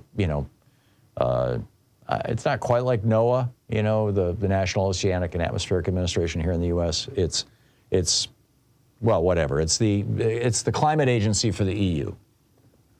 And they issued a report on Friday saying that average daily global ocean surface temperature around the planet has reached 69.7 degrees Fahrenheit, which doesn't sound so terrible in and of itself. That in Celsius, that's 20.96 degrees. And the previous record was set in 2016 at 20.02 0.95 degrees Celsius. And normal is considerably lower than that. I'm sorry, I don't have the exact normal number. It's interestingly, it's not in this article. But they said that this is only the second time that they've hit this kind of a peak. And 2016 was the last time, and that was the last El Nino year. And by the way, the El Nino is just getting started. We're in the early months of El Nino. It's going to get worse over the next 6 months or so. But this is what they noted. They said warmer sea surface temperatures lead to a warmer atmosphere and more evaporation, and both of these lead to more moisture in the atmosphere, which can also lead to more intense rainfall events. And warmer sea surface temperatures may also lead to more energy being available for hurricanes. They note that fish stocks are collapsing, algae blooms are popping up. The water off the coast of Florida was 101 degrees last week, the temperature that Jacuzzi recommends for their hot tubs. Ocean temperatures in that area, now 101 degrees Fahrenheit is 38.4 degrees Celsius. So think of that, 38 degrees Celsius. The normal temperature of the ocean off the coast of Florida is between 23 degrees Celsius and 31 degrees Celsius. This is what a radical difference this is. Meanwhile, in the UK, Prime Minister Rishi Sunak, the conservative Prime Minister of England, conservatives all around the world are in the bag for or on the take from the fossil fuel industry. Rishi Sunak just announced 100 new oil and gas licenses in the North Sea. Yeah, we need more fossil fuels. Did he announce that they're going to put, solar panels on the roof of every house in the UK? Nope. Government buildings? Nope. They're going to build wind, mills off the coast of England? Nope. We're going to have 100 new oil wells. Brilliant. Brilliant. Where do they find these people? I'm telling you. Remember last week, or I guess it was about 2 weeks ago, I told you the story in New Bern, Alabama about this black man, Patrick Braxton, who there was the mayoral election, and nobody had registered to run, and so he registered to run, and he won by default. Well, he actually won. He won the election. And then the white people now this is a town of fewer than 1,000 people, and it's about 70% black. But it's always had a white power structure, a white government, and a white police department. And the white mayor, former mayor, to keep in mind, this was several years ago, this was in 2020, 3 years ago that he ran for mayor, Mr. Braxton, the black guy. For 3 years, they changed the locks on the city hall. They denied him access to the post office box for official mail. The local bank would not let him see the town's accounts. He said he first noticed something was amiss when he started canvassing local residents to see if they'd be willing to serve on his town council, but all of the white residents he spoke with said no.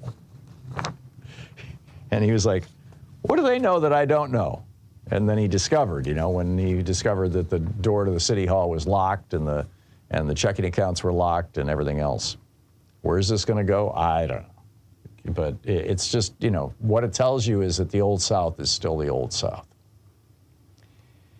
Meanwhile, Ron DeSantis, remember last week I mentioned that Gavin Newsom had challenged Ron DeSantis to a debate on Fox with Sean Hannity as the moderator with no audience. Just, you and me and Sean Hannity, let's do this.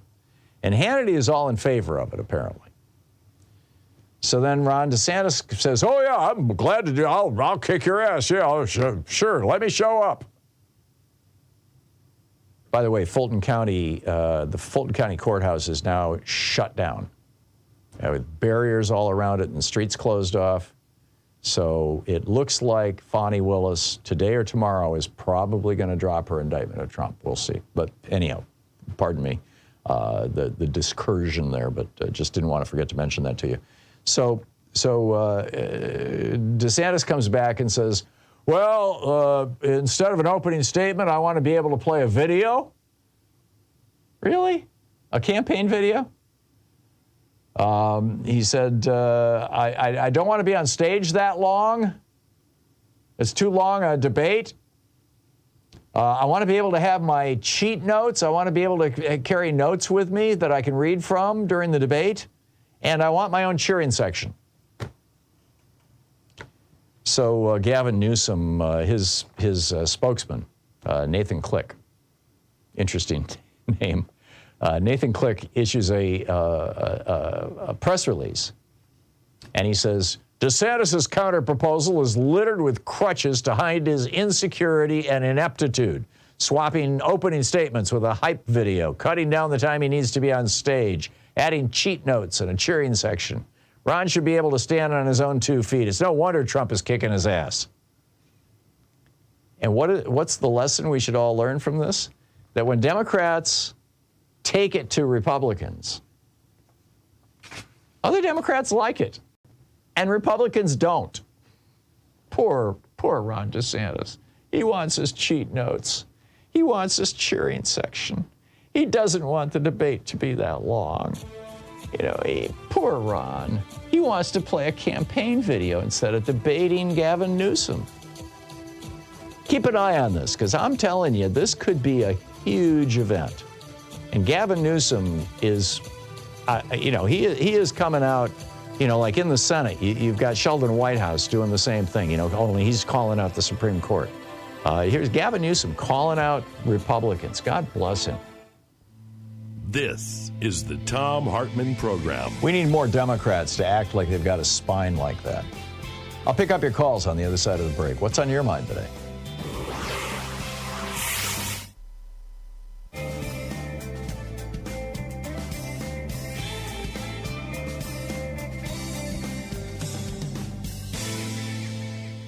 And welcome back. Arnold in Roxborough, North Carolina. Hey, Arnold, what's on your mind today?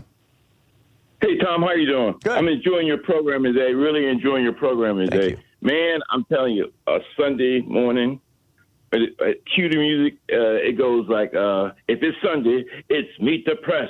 It's watching Todd, whatever his name is, Chuck Todd, meet up with the Republicans and just kiss their feet or something. Yeah, they need to change the slogan from, if it's Sunday, it's Meet the Republicans. Right, meet the remember back when Obama was president, they always had more Republicans than Democrats on the Sunday shows. And when the Democrats asked them why that was, they said, well, because the Republicans are out of power. And so, we have to have more Republicans to balance the fact that we have a Democratic president. Then Trump comes in, and they still have more Republicans. And so they say, why do you have more Republicans? And the big networks say, well, because the Republicans are in power, and we need to hear from them. It's amazing, Arnold. Trump owns all those people. He owns them on the airways. He owns them in the Senate. Every one of them, he owns them all. They're scared to death of him, and they can't do anything about it. I don't know. I was calling you to talk about if this judge puts it to Trump's behind, will he use that to get more money or get more, get more build-up, more sympathy? But I'm at a standstill. This man's got this country in a turmoil. We're on this. Everybody say the election of this time, the election of this time. This election here is going to mean a whole lot. Right tomorrow, the polls open up in Ohio. The Republicans are sitting back waiting, bated breath. Do we win this election? Do we win this election? Do we win this election? We can come up and just be a blueprint to run abortion down everybody's throats and get away with it. It's just so much going on with these Republicans. It's a crying shame. And what Trump is doing, that's something a mobster would do. Threaten people like that. Well, that's what he is. So he's been getting away. He's getting away with it. He's been getting away with it so much. And the Republicans got no backbone, no spine. And every time I look at that Kevin McCarthy, he stood up the other day and said his speech. And when the cameras went off of him, he started smiling and looking around like, I just did something great. That speech he made about, what about this one? What about her? What about that? Instead of saying, this man can't keep breaking the laws like this. Yeah. But he won't say nothing like that. He's scared to death of him. Yeah, McCarthy is literally Mr. Whataboutism. Yeah, good point. They're all spineless, Chuck. Yeah, they're all spineless. Yeah. And just the way they go, buddy, it just makes me sick. I can't stand to watch them on TV.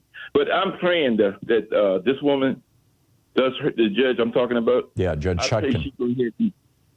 I hope she does it her way, because they tell me that she put a lot of those rioters, those insurrectionist people, she put them in some long. She has been one of the toughest judges in D.C. on the rioters, absolutely.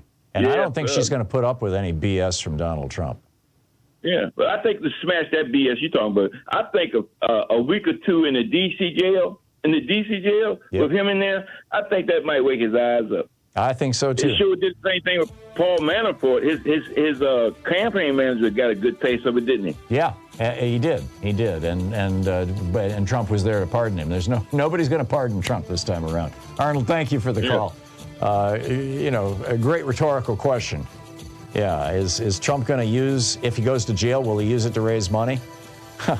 Is a frog's ass watertight? We'll be right back.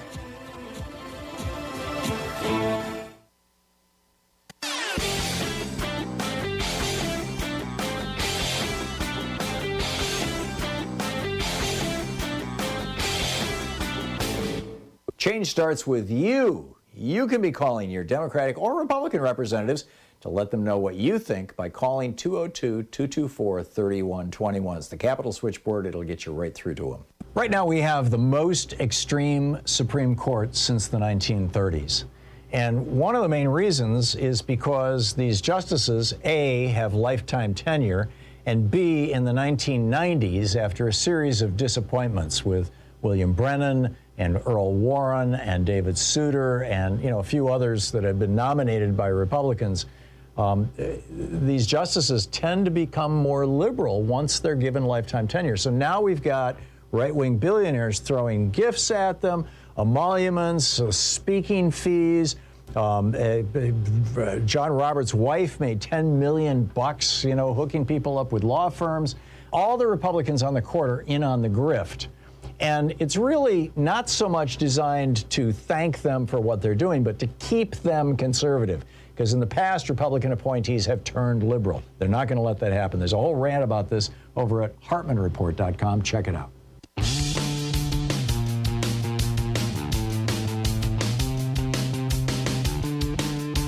"22 minutes past the hour." So our crazy alert for the day. This is, well, I guess actually I just did the crazy alert. This is just crazy that Ron DeSantis is trying to weasel out of this debate with Gavin Newsom. I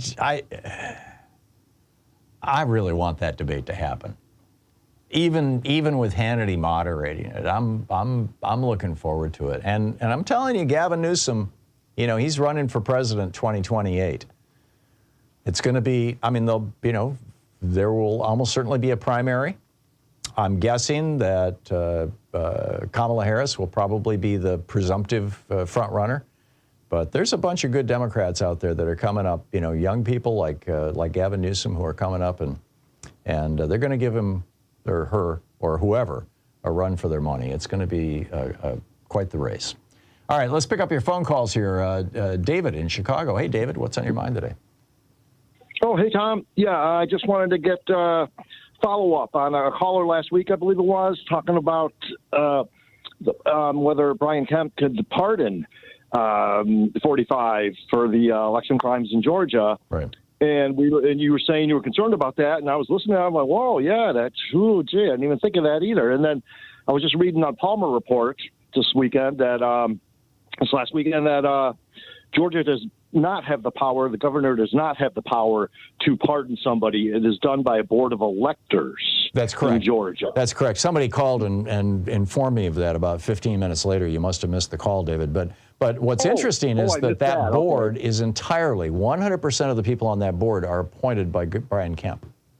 So correct. Kemp but may also not. There was Go ahead. Yeah, but also it said in Palmer Report that that board of electors is appointed by Kemp, but there's strict rules on them about whether they can just whether Kemp can override them or anything like that. Right. And I believe that a pardon can't be given until after the sentence has been served, or a certain period of the sentence has been served. Correct. Yeah. There was that stipulation too in there. Yeah. So So just, yeah, I'm glad I missed that follow-up call after that. So, yeah, anyways, I wanted to let you know because good news, we got to keep the good news going, and happy indictment week. Yeah, and this is, right, it's going to be, I think it's pretty much guaranteed that Fani Willis is going to drop an indictment this week. David, thank you. Thanks for the call. I feel it coming. All right, have a good one. Bye. Marcus in Durwood, Maryland. Hey, Marcus, what's on your mind today? Hi, yeah, I was calling to see if you could help me with a story I seem to remember. I remember, like, in the 70s, there was a big ruckus when Richard Nixon inadvertently made a comment about being able to know what was on Brzezinski's mind regarding some matter, and when he was challenged by the press or whoever, he said, well, we know because we've tapped his radio phone in his car. And, immediately that created a huge I have no recollection of that. I'm sorry. Really? Yeah. It's Zbigniew Brzezinski, right? The Jimmy Carter's national security advisor? We're talking about the president of the Soviet Union. Oh, Gorbachev, you mean? Yeah, no, before Gorbachev. It was when Brzezinski was in power. I seem to remember Brzezinski was in the 90s. Really? Okay. Yeah. But whatever. He said that they were tapping the phone. They were tapping the phone of the Russian premier or president or whatever his role at the time was. Anyway, yeah. And again, I don't remember if it was in a press conference or somewhere else, but I just remember the story. But the fallout, there was a huge fallout and all these jokes about, we need to pull the president's security clearance. But I think the White House counsel turned around at that point and made the argument that no, when the president thinks the president can merely declassify something by merely thinking that he can declassify it. Yeah, not true. true. And I think that was well, I'm just telling you, I think that's what you're thinking that was the precedent. It's not impossible, but there is a procedure that you have to go through, and there is a law that governs that procedure, and Donald Trump has violated that law. But all those procedures came after that, and I don't think they've ever been challenged. That's correct. Okay, anyway, so I've got the name wrong, and you don't remember the story. Oh well, if anyone remembers the story. I'm sorry, Marcus, but I'll take your word for it. I'm not distrusting you. I just don't have a specific recollection of it. Marcus, thanks a lot for the call. During Nixon's presidency, there were periods of time when I wasn't paying a whole lot of attention. I'll just tell you right up front. It was grim. It was a terrible time. We'll be back, at least for those of us in the anti-war movement. We'll be back in just a few minutes here with more of your calls. Stay with us. You're listening to the Thom Hartmann Program. Call 202-808-9925. Yeah, I think Marcus meant Brezhnev, not Brzezinski, but in any case, he made his point. We'll be right back.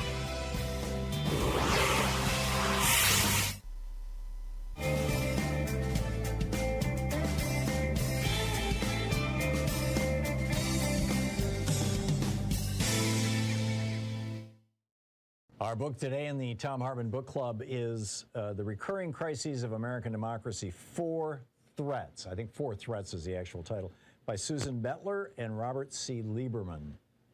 And this is from my well-dog-eared copy. I have read this book cover to cover. It's an amazing book. This is from the introduction. When the president used his power to target immigrants, the press, and his political opponents, the sheer overreach of his actions shocked many citizens. Tensions among the nation's political leaders had been escalating for years. Embroiled in one intense conflict after another, both sides had grown increasingly distrustful of each other. Every action by one camp provoked a greater counter-reaction from the other, sometimes straining the limits of the Constitution. Fights and mob violence followed. Leaders of the dominant party grew convinced that their only hope for fixing the government was to do everything possible to weaken their opponents and silence dissent. The president signed into law provisions that made it more difficult for immigrants, who tended to support the opposition, to attain citizenship, and mandated the deportation of those who were deemed dangerous or who came from, quote, hostile, end quote, nations. He then put his pen to a law that would allow for the prosecution of those who openly criticized his administration, such as newspaper publishers. The year just described was not 2017 or 2018. Rather, it was 1798, when President John Adams signed the Alien and Sedition Act. His allies in Congress, the Federalists, argued that these measures were necessary in anticipation of a possible war with France. to protect the country from internal spies, subversive elements, and dissent. The Federalists disapproved of immigrants, viewing them as a threat to the purity of our national character. They particularly disliked the Irish, the largest immigrant group, because they largely favored their political opponents, the Republicans, and sympathized with the French. Or as one Federalist congressman put it, there was no need to, quote, invite hordes of wild Irishmen, nor the turbulent and disorderly of all the world, to come here with a basic view to distract our tranquility, end quote. Critics of the new laws raised their voices in protest. The Republicans charged that they amounted to barefaced efforts to weaken their faction, which happened to include most Americans not of English heritage. Two leading Republicans, Thomas Jefferson and James Madison, went so far as to advise state governments to refuse to abide by the Sedition Act, resolving that it was unconstitutional. Political conflicts boiled over into everyday life. Federalists and Republicans often resided in different neighborhoods and attended different churches. Federalists, centered particularly in New England, prized their Anglo-American identity, and even after the Revolution, they retained their affinity for their mother country. Republicans saw themselves as cosmopolitan, cherishing Enlightenment ideals of liberty and equality, and they championed the French Revolution and held disdain for Britain. By 1794, partisans in urban communities were holding separate 4th of July ceremonies. Republicans read aloud the Declaration of Independence, penned by the founder of their party, Thomas Jefferson, as evidence that independence had been their own achievement, while the Federalists offered toasts to their leader, President George Washington. The Republicans viewed themselves as the party of the people. One prominent politician among them chided the Federalists for celebrating not, quote, we the people, but, quote, we the noble, chosen, privileged few, end quote. To many people at the time, the Alien and Sedition Acts bore an unsettling resemblance to the kind of government overreach that spurred them to fight a war for independence just a few decades earlier. The acts comprised 4 laws, 3 of which placed restrictions on immigrants and appeared to be a strategic attempt to shape the electorate by excluding potential voters for the opposition in order to tip the scales of power. The 4th, the Sedition Act, made it illegal to publish, quote, any false, scandalous, and malicious writing or writings against the government of the United States or either House of Congress of the United States with intent to defame or to bring them into contempt or disrepute, end quote. By denying freedom of speech and freedom of the press, it outlawed criticism of the government and deprived citizens of the opportunity to become more fully informed by hearing alternative points of view. The measures gave the president power to exert control over Americans' lives in ways removed from congressional authority and therefore less accountable to popular control. Some state governments outright refused to abide by the new federal law, intensifying divisions. And on the streets, mock violence, the burning of effigies, was swiftly transformed into the genuine article as politically motivated beatings and open brawls proliferated. In one case, on July 27, 1798, Federalists in New York marched up Broadway singing God Save the King just to antagonize the Republicans. The latter responded by singing French Revolutionary songs. Soon the singing contest gave way to violence as fighting ensued. Watching the growing chaos and divisions, Americans of all stripes worried that their experiment in self-government might not survive the decade. They feared that monarchy would reassert itself, aristocracy would replace representative government, or some states might secede from the Union, causing its demise. The early beginnings of democracy in the United States were fragile, even at a time when some of the Constitution's framers themselves held public office. The book, 4 Threats, by Mettler and Lieberman.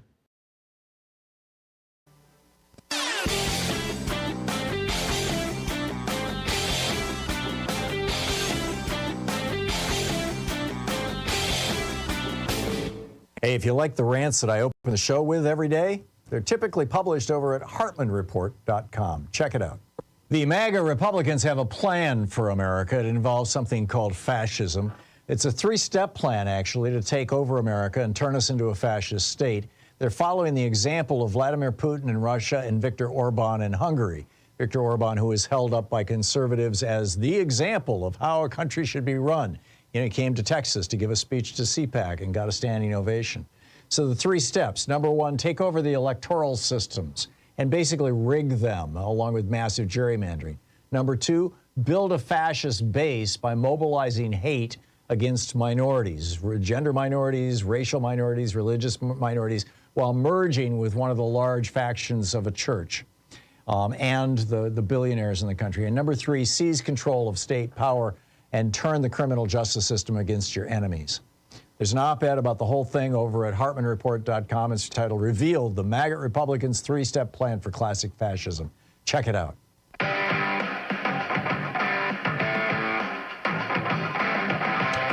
35 minutes past the hour, picking up your calls here. Rich in Indianapolis. Hey, Rich, what's up? Hey, Tom, thanks.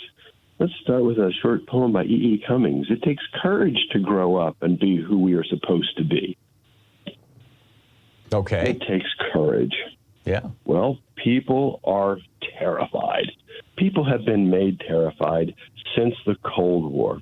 We were scared to death of the commies and the Red Scare. We were scared to death of simple nuclear annihilation. And this thing has progressed as we have been manipulated by what amounts to the same abilities that big tech uses with its dark pattern: manipulate, coerce, and deceive.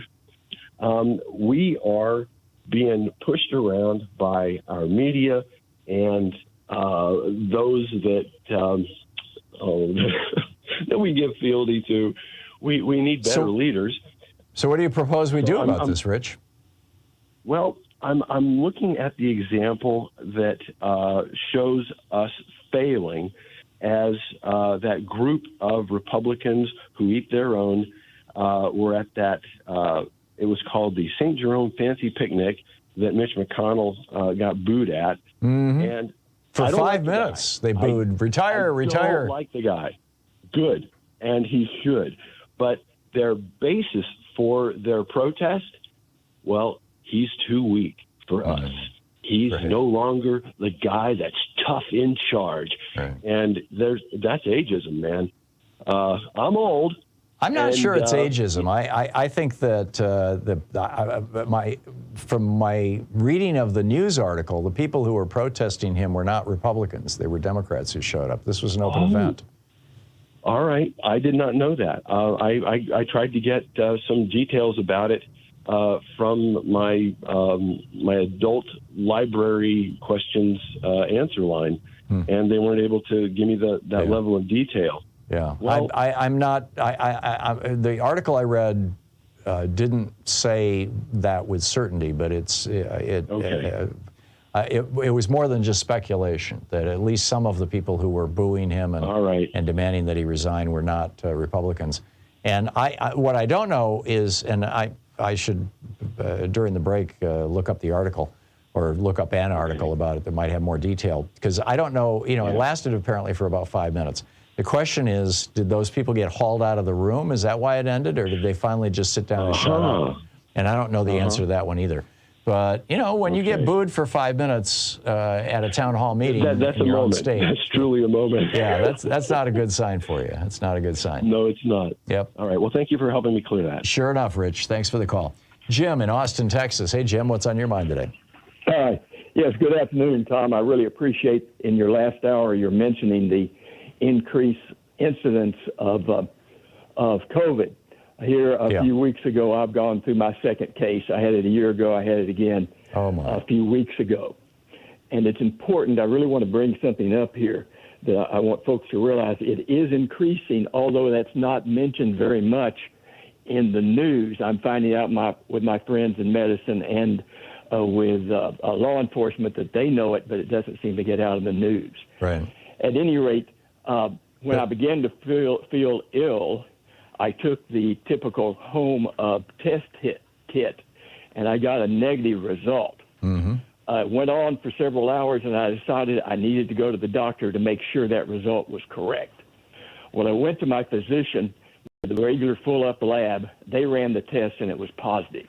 Wow. And of course, they then provided Paxlovid to me, and I'm slowly recovering, although I'm really very concerned. It's been, I know, about 3 or 4 weeks now. Wow. But I want to. What were your symptoms? Sir?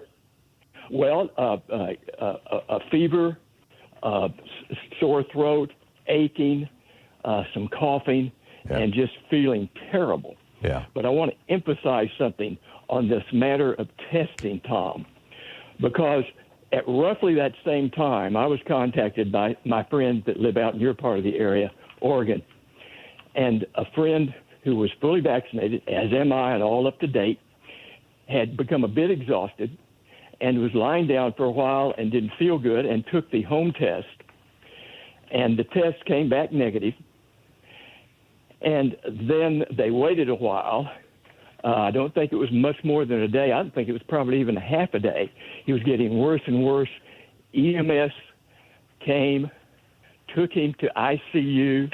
He was in ICU for a few days, and he died. Whoa, from COVID. Of course, when they took him in, they got the positive test from their labs. Wow. So what I'm wanting to emphasize to you and to your listeners, do not, underline that, do not rely on the home test. Right. The potential for a false negative is there. And also, when you go someplace for a test, for example, I checked some pharmacies here in Austin. Went to the pharmacy and said, what? They're doing the same home test. You must go to a lab and physicians that will run the full-up test. Right, it's called PCR test. And the PCR tests are much more sensitive. You're absolutely right. The question in my mind, and somebody earlier called and said you need to get Dr. Feigelding back on, and I know Sean is working on that right now because I'd love to hear what he has to say about this. But my guess is, and keep in mind, I'm not a medical professional, but this is just based on what I'm reading. My guess is that given that after about 6 months, you lose about 70% of your immunity, and most people who, well, pretty much everybody who is not immune compromised or over 65 is on a one-shot-a-year regimen. And so, you know, the second dose just came out in, what was it, March of this year, I think? April or March something, you know, February, it was in the spring. And so a lot of people, the last time they got a shot was last fall. And, you know, I got one in the spring because I'm over 65, but I think that what's happening is that the immunity from the shots is wearing off and people aren't getting another shot because they figure, what the hell, there's no more COVID. Well, Tom, I hear that, but that was not the case with me. I had a shot just a few months ago. My physician makes sure, and I'm over 80. Wow. And so was my friend. Wow. And he, as I understand it, was that up to date also. Wow. This is not to be toyed with. Yeah, Do not believe it's a deadly disease. If you're getting these symptoms, get the full-up test immediately. Yeah, there you go. Okay, Jim, thank you. That's you just did a public service. Tom. Appreciate the call. Ike in Charleston, South Carolina. Hey, Ike, what's on your mind today? You know, just trying to live outside the algorithm. This artificial intelligence these Republicans are working with, it's not based in reality whatsoever. And I'm gonna put out some reality. Here's the reality: this judge needs to lock that man up, and it needs to be done for two reasons. One, he's violating the court. He's abusing not only the witnesses and trying to mess with the court system and our legal system and our Department of Justice and everything else, but he's abusing the American people. I want to remind people of something, okay? We are the majority. We voted him out, and we did it for a reason, and this is the reason. And you know what? I'm getting sick and tired of hearing people going, well, I'm scared that his supporters are going to get in the street. And I don't care. Mm-hmm. You don't deal with a bully by coddling him. Yeah. And we've coddled this man. He's been coddled his whole life. Yep. And now it's time for him to get a dose of reality. And the American people out here that voted against him and that are standing against him are sick and tired of Cowtown just because he's got some rabble-rousers that want to get in the street. That's why our police get paid to do their job, and our military and whoever else we need to do it. But enough's enough. Put him in jail. I completely agree, Ike. That said, if Judge Chutkan, I guess it is, if she does put him in jail, and we'll be discussing this at greater length in about 20 minutes with Dean Obeidallah, who's an attorney, my SiriusXM colleague. If they do put him in jail, I think that he might actually welcome that. It would make him a martyr. I mean, it worked out well for Hitler, going to jail for 9 months. And for Trump going to jail for a week or two, I think he could do that easily. He would be he'd have his own cell, and he'd have a Secret Service guy with him, outside the cell, presumably. But go ahead. Well, in all honesty, I don't care what he thinks, and I'm not going to sit here because of historical basis of what Hitler did. There may be similarities, but this is a different day and age. And personally, I don't really think that he's going to like what he gets when he gets into the jail cell. I think you're right. He's not going to be able to handle that. Right. He's not going to be able to do his hair, which is going to be his biggest problem. Right. Plus, he won't have anybody to spray the orange stuff on his face. Yeah, and it still comes down to the very same thing that I said, which is, what about us? What about the American people that voted him out of office? The majority in this country, we need. When are we going to get ours? Because I'm sick and tired of the abuse these people have been putting on us. Yeah, and he's the leader. I'm with you. What are we? Chopped liver? Ike, I get it. Thank you very much. Very well said. Yeah, good talking to you. 45 minutes past the hour. Picking up your phone calls here. What's on your mind? We'll be right back with more of your calls on the Thom Hartmann Program. Fair and only slightly unbalanced. Right back with you. You're listening to Thom Hartmann. Visit thomhartmann.com for audio and video archives. Ike reminds me of John Wayne. He kind of sounds like him too, doesn't he? We'll be right back. 46 minutes past the hour.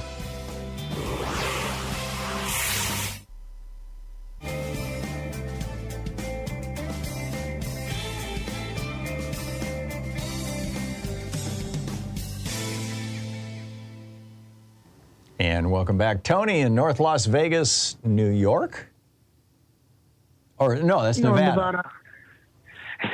Is it? Yeah, Nevada. It's Nevada. Okay, great. So what's up? I'm about 13 miles from the Strip. I see. Okay, so what's up, Tony? Well, you guys nailed my point just like the last caller. I agree with everything he said. And lock him up. He's breaking the law. None of us would be able to get away with any of that. Right. I think your 5-day in jail thing might work because I don't think he's going to take it. I went to jail back in my early 20s, and it's not fun. No, I got stuck in jail for a couple of days too, back during an anti-war protest back in '67, I think it was, and it was no fun at all. In fact, they shaved my head and sprayed me with DDT. I didn't like it. I don't think Donald Trump's going to have any people to talk to in jail, but there's people who are like, I'm good here, whatever. But no, those of us that are like, used to going to work and like to get up and make a sandwich at night, stuff like that. 24 hours in jail is just such. It takes forever. Yeah. It's just, I don't think he's going to take it. 5 days in jail, and the fun thing would be if they stuck him in the drunk tank, But that's not going to happen. Making a lot of sense to them. Yeah. Suddenly he's got an audience who could follow along. Yeah. He'll be good, doing good there. But what I'm saying is, regardless of him going to jail or not, he's going to go out there and keep taunting this. He thinks it's gonna benefit him, and he plays like the day by day thing. He's probably thinking, let me wrap up this nomination, and then I'll deal with the general afterwards. He's just going to go with this because, once the general comes around, I don't think he can take that to the majority, to the majority of Americans. And, as far as like you were saying earlier with the fossil fuel people backing him up, they don't have any other choice. The other guys in the field, they don't have a chance. It doesn't look like they have a chance. DeSantis was a favorite, and this guy, he has the Romney problem where I think that they're telling him, look, you have to act human, and I don't think he knows how to do it. DeSantis, you mean? You see him on TV. Yeah. Yeah, Ron DeSantis, sorry. Yeah. And I think he has that Romney problem. Romney used to have the same problem. Remember, he used to go on TV and talk to people, and he looked like a robot going out of that needed to be rebooted. So, like I said... He came across... Romney kind of came across as a Mormon missionary, It's like, I've got my recited lines, and I will repeat them to you over and over again. But Don't ask me anything else. And it worked for him before, obviously, but it didn't work for him in the long run. Yeah. I mean, he was, So the question. yeah. So you're thinking that Ron DeSantis is going to go down in flames, and if Trump goes down in flames, and there's a number of possible scenarios for that, the range from his health to his criminal problems. Who will be the Republican nominee? I'm still predicting Glenn Youngkin. What say you? Glenn Youngkin? I don't know. I hear Chris Christie, and Chris Christie, I think, could just keep on pounding on him. And but the problem is the primaries, though. Yeah. To win the primaries with Chris Christie's message is going to be harder. I mean, I don't know much about Glenn Youngkin. I know he ran on that woke thing, and I don't think that woke stuff is working with DeSantis. No, I don't think it is either. Youngkin's secret sauce is that he talks moderate, and he has this sweater vest, and he looks like Mr. Rogers, and he talks like Mr. Rogers, but he's just every bit as vicious and crazed as Greg Abbott or Ron DeSantis. Tony, I got to run. Thanks for the call.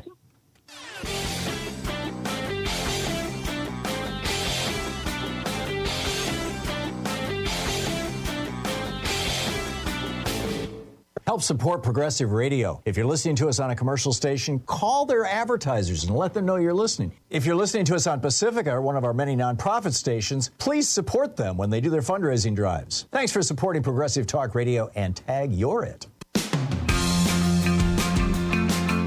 10 minutes before the hour, Patricia in San Francisco. Hey, Patricia, thanks for watching us on YouTube. What's on your mind today?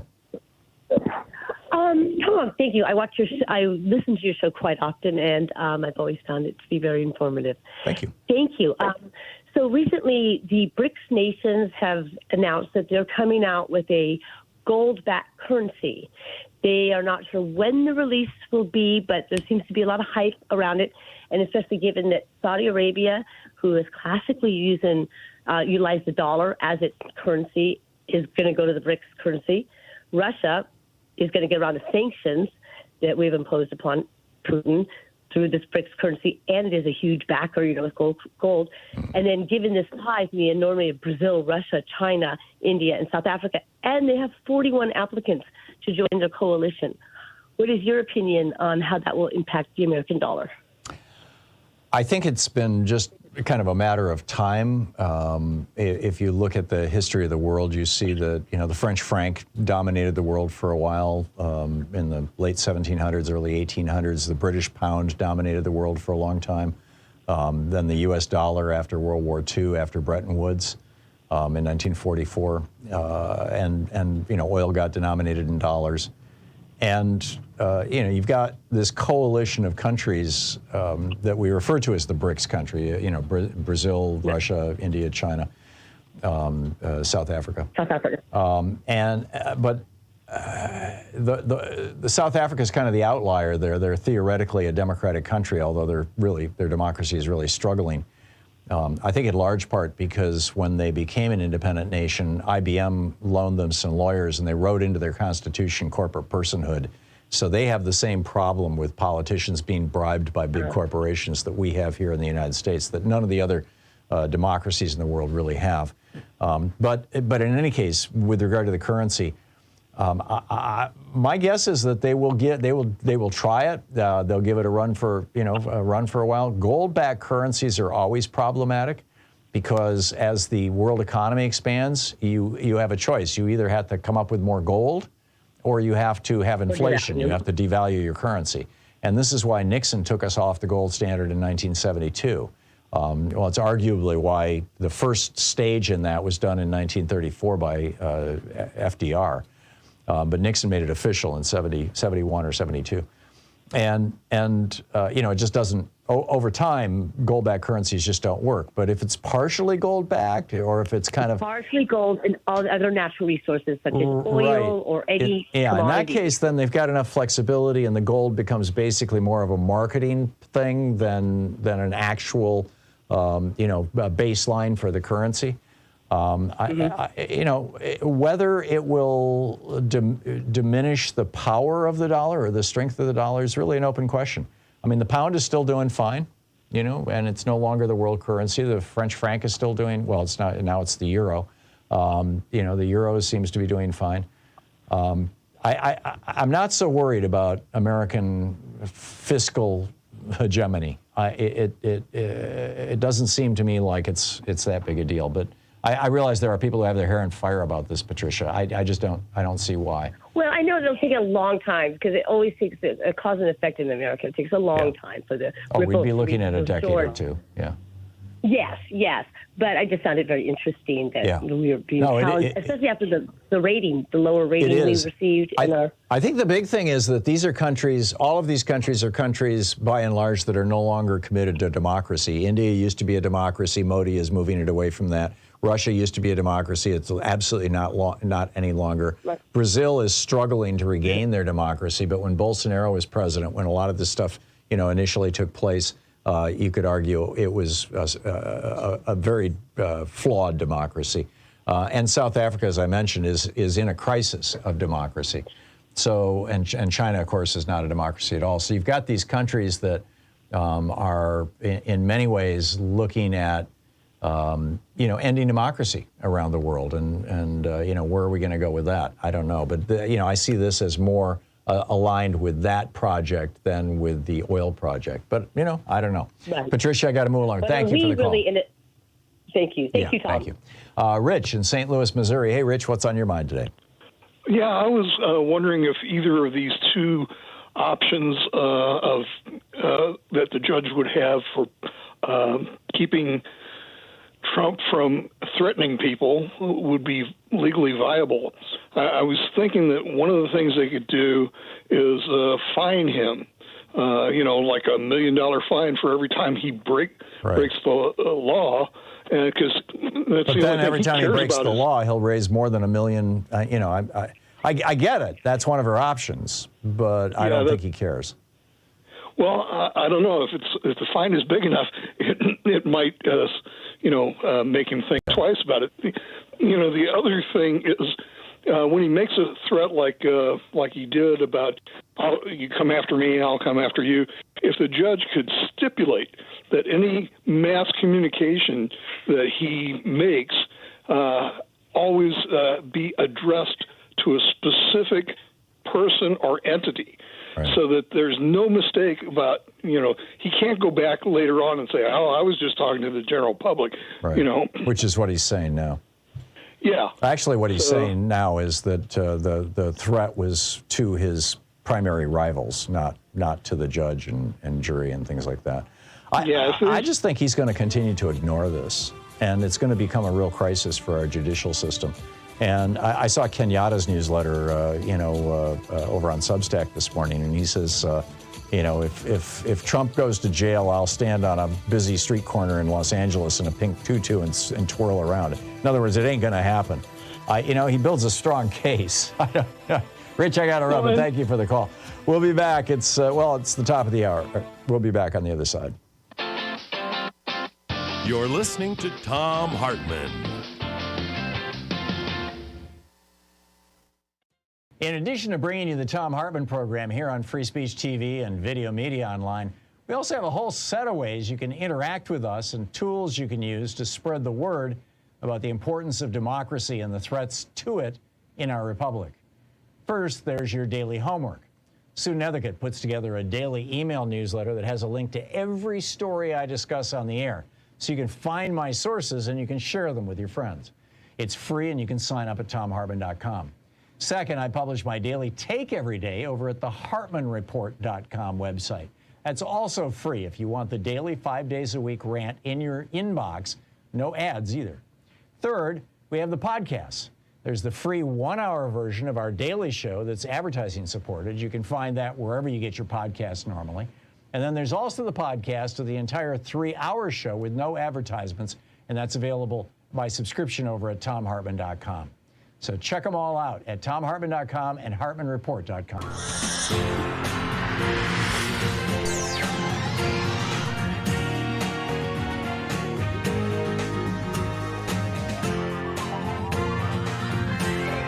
We say fight back!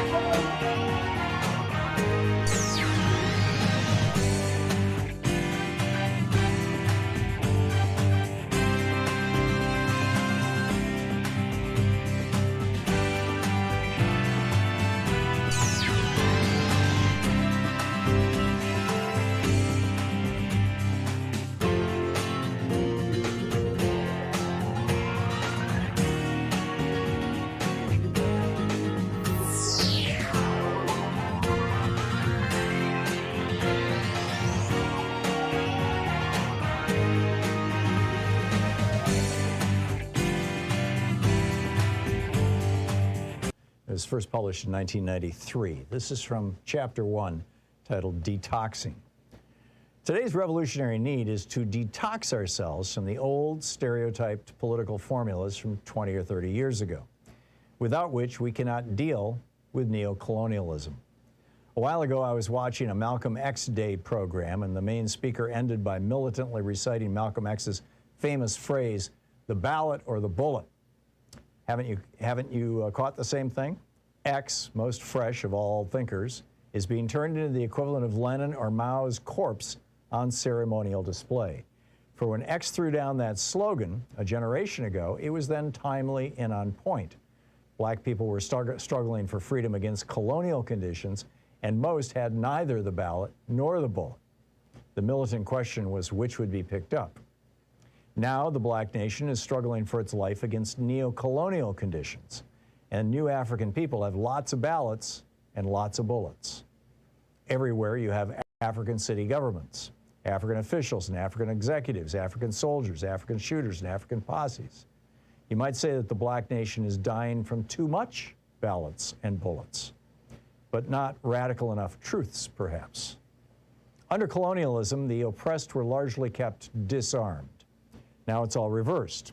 Imperialism as a neo-colonial system races not to disarm, which is hopeless in this age, but to arm the oppressed in its own way, whether it's posses or paratroopers, children included, naturally. Feminists say women should get self-defense. Does that threaten imperialism? Then why is Smith & Wesson making the Ladysmith, the .38 subnose specially sized for women? Is the government of white men doing anything to stop women from owning handguns? The ranks of white women who've done so are over 15 million and climbing. Be real. In the Ivory Coast and Somalia, men and boys in rags and bare feet have AK-47s and grenades. In New York and Los Angeles, kids too young for learner's permits got Raven 258 or a Deuce, or maybe even a TAC-9. What's the firepower of the old Black Liberation Army compared to the Crips in Compton or the Jamaica posses just in Flatbush? Get the Uzi is successful slang because it plays off reality we all know. More than a few new African children say personally they got to be more afraid of black people than white people. So how useful is the liberal left habit of playing low to the crowd with old anti-colonial rhetoric? It used to be that dissing the white man was a crime or close to it, dangerous for sure, like life-threatening if a black man or woman did it. Now it's so tame that Fox or ABC give it to us as a sitcom. There's even some college courses on how to diss the white man.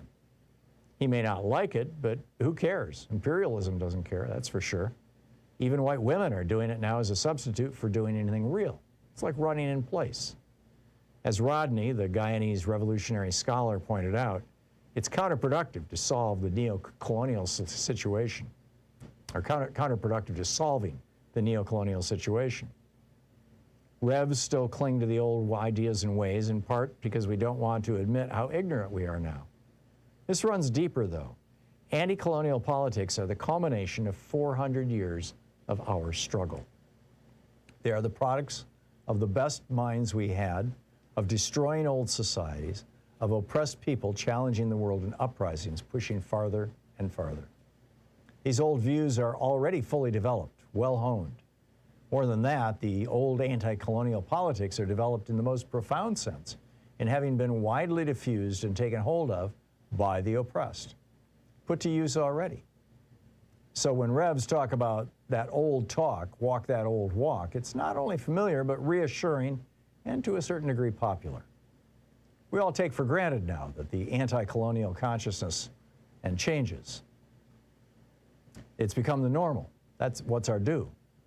A few years ago, Nelson Mandela was the most famous terrorist POW in the world. In 1990, when he made his triumphant visit here, he was not only greeted by massive crowds of well-wishers, but schools and churches throughout the black nation held special programs to honor him. City governments and the U.S. Congress itself had to organize welcomes for him. Like it or not, white men had to smile and applaud him. And last year, by any means necessary T-shirts with Malcolm's picture on them were more common in many streets than Budweiser T-shirts. And you can't take it to mean anything extreme or radical. The old anti-colonial awareness has already been generalized widely, absorbed by people and society itself into daily life. So let's break that down. When a tiny Klan faction based in North Carolina to the U.S. Capitol from a rally on Labor Day weekend 1990, it took over 2,000 cops in riot gear to hold the angry crowds back. The D.C. New African community was outraged that any Klan dared to march in their city, which is 70% black, on their territory. Ephi Berry, the then wife of the then mayor, Marion Berry, came out and brought her 10-year-old son. "I'm overwhelmed," she said. The book is Night Vision, Illuminating War and Class of the Neocolonial Terrain by Butch Lee and Red Rover, first published in 1993. As a must, but nothing in nature grows forever. In the attempt to buck that trend,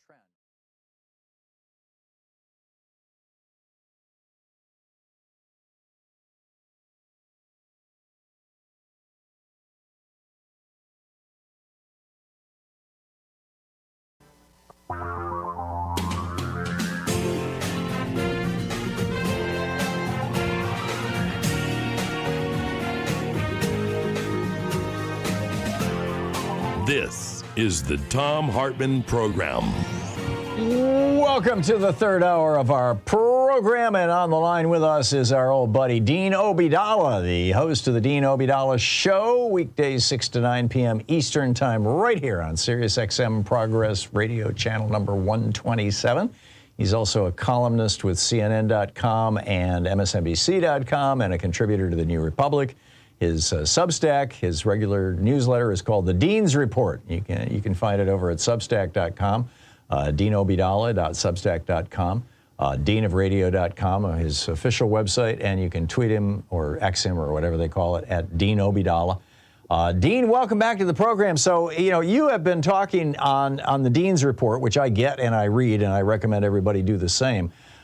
You've been talking about Donald Trump committing treason. You have been talking about he should be denied bail, and now we've got this most recent, today at 5 o'clock, everybody has to submit their stuff to the court. You want to give us, first of all, as an attorney, give us an overview of what this process is and what it's all about and how you think it should play out. Well, this process right here, right now, is pretrial scheduling motions. This is going to be, the government has to submit today by Monday. They're on one level, a whole sort of a summary of what they want in terms of scheduling and a trial date. We're going to hear that. The other thing is a protective order discussion that's going to go back and forth, and that's just going to work itself out. To me, the more important thing is this, that the judge in the case, Judge Chutkan, refused to give Trump's lawyers 3 extra days to respond to the government's application for protective order. 3 days is nothing. She said no to them to set a tone here that you're not going to slow this down. I control this court. And that's so vitally important. I wrote about it for my Dean's Report, how she is Donald Trump's worst nightmare. Not because she won't be fair. She will be perfectly fair. She's a former public defender. Her decisions have been all so often very protecting defendants' rights. Trump couldn't got a better judge there. She'll be immensely fair. What she won't do is play games. She's going to control this court. She has a history of standing up to Donald Trump when he wanted to not turn over documents from the National Archives and that he had in the Trump administration for January 6th committee. And very harsh on sentencing, very harsh. Even though she's very liberal, very harsh on sentencing. And the idea is, it's consistent in my view, Tom. It's the idea of she protects defendants' rights because she believes in our Constitution. She also has been very harsh in sentencing January 6th defendants because she believes in our Constitution. She's protecting them both by doing the same thing. So I could tell you this, Tom, if Donald Trump is convicted of 1 or 2 or 3 or 4 felonies that he's facing, it's not going to be Mar-a-Lago. She's going to send us into prison. That's where Donald Trump's going to go. And I think that's really important that Donald Trump end up in prison. As I said on cable news and on my show, my belief, Tom, is that Donald Trump not only has to go to prison, he has to die in jail. And I don't say that to be cruel. I say that if you wanted to protect our democratic republic from anyone, a democratic demagogue in the future or a Republican or Trump, the way you do that is you punish Donald Trump and you make an example of him. You put him in prison and he must die there. So people get, that is your fate. If you ever attempt a coup on the United States of America, your fate is death in prison. That's how important it is to me. And I say that not to be hyperbolic. I say it because we have to stand up now, and I hope our court system does the right thing and sends us into jail for the rest of his natural life. Yeah, it should have happened in '74 to Nixon. I mean, we wouldn't be here right now, I think, if it had. And it's a point well taken. So, Dean, the protective motion, protective order, I think a lot of people, when they read that Trump came out and said, go after me, I'm coming after you, and then immediately Jack Smith asked for a protective order, that they assumed that means protecting Jack Smith. It doesn't. It has to do with something altogether different. You want to explain that? Well, in this case, what they're asking for, and I don't know if it's going to broaden out, but right now it's the idea of not allowing discovery that's turned over by the government, because they're obligated under federal law and under state law to turn over what they've gathered to the defense. This is all the dirt that they've gathered on Trump, in other words. Right, exactly. Including, by the way, the names of the witnesses that they've interviewed who have ratted out Trump. He's going to discover all this stuff. He's going to learn all this stuff in this discovery process. He probably knows most of it, in that the reporting has been of people going to the grand jury, so he's seen that list. I don't know if they're going to indicate right now witness lists for trial. That's sort of down the road in all likelihood. But they're going to start before, because today is just the parameters. Like, we're going to give you this information, but here are the rules, and you can't reveal that. So they're not giving them anything today. They're trying to make a discussion, and usually you negotiate it. But in this case, the defense is playing games, and that's why I'm so glad the judge said no to their request for a 3-day adjournment of this postponement. It's really important. I mean, apparently Trump's lawyer was too busy because he had to go on TV 5 times yesterday, literally 5 times. How about stay off TV and go do your job as a lawyer? Right. Stop spewing information on television to confuse people. And that's all he was doing yesterday. It really was laughable what he was saying. It's not legally sound, almost anything he said. Every now and then he touched on certain things, but it was more for, I guess, the Trump base to go repeat garbage to each other. That's all it's about. Right. So when the judge, the initial judge, the magistrate judge before whom he was arraigned, which is not Judge Chutkan, who is going to view the case, when he went before her last week, she had him sign this document that swears that he will not try to intimidate witnesses, that he will not go after officers of the court, which would be the attorneys and the prosecutors involved. He, to my mind, has clearly violated that. And she made it very clear to him, and he signed the document, that if he violated that, he was facing the possibility of a spectrum of charges ranging from, being held in contempt of court to being immediately having essentially his bail revoked. I think he's out on his own recognizance, but having that revoked and being thrown into the slammer. What do you think the odds of all that happening are? I think very slim at this point. I think it has to be something very specific. So right now, he's venting.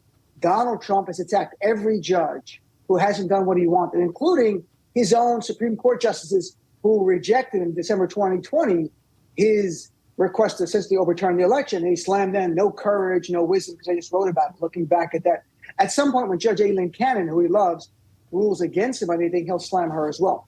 The question is going to be like with Mike Pence. That seemed to be going over the line to me, but enough to the point where you'd raise it. They're not going to put him in prison right away. It's going to be, here's what your client did.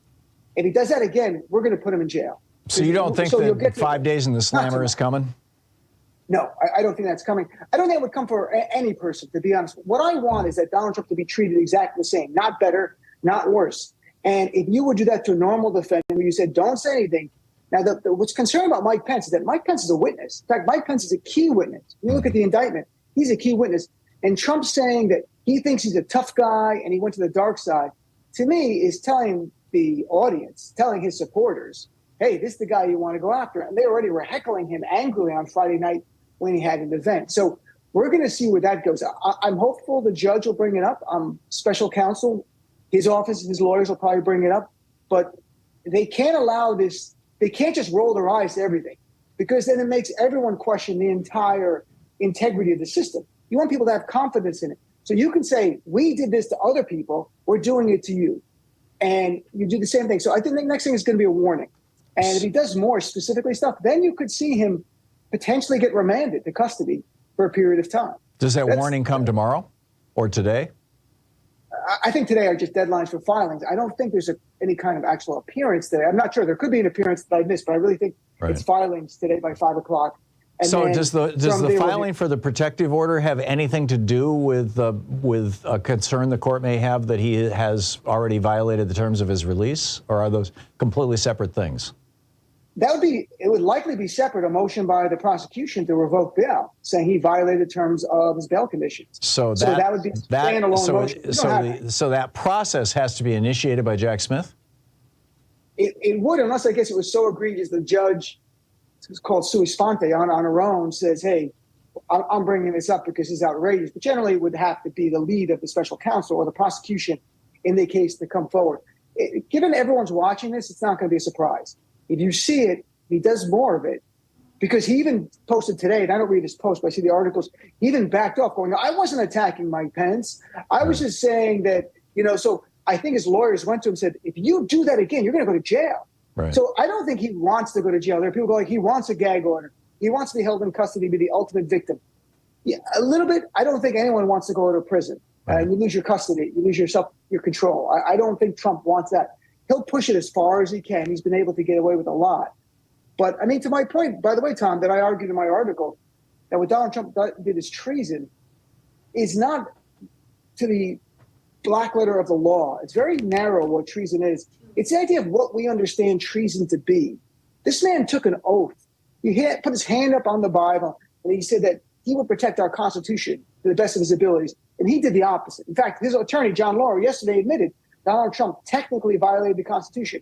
He didn't technically, he knowingly, intentionally. Donald Trump committed treason, in my view, in that he was sworn to protect our nation, and instead he turned on our nation to try to overturn the election. And to me, I hope people read the indictment, but just read line 3 of the indictment. Line 3 of the indictment says, despite having lost, the defendant was determined to remain in power, period. So despite having lost, Donald Trump was determined to remain in power. Everything flows from that.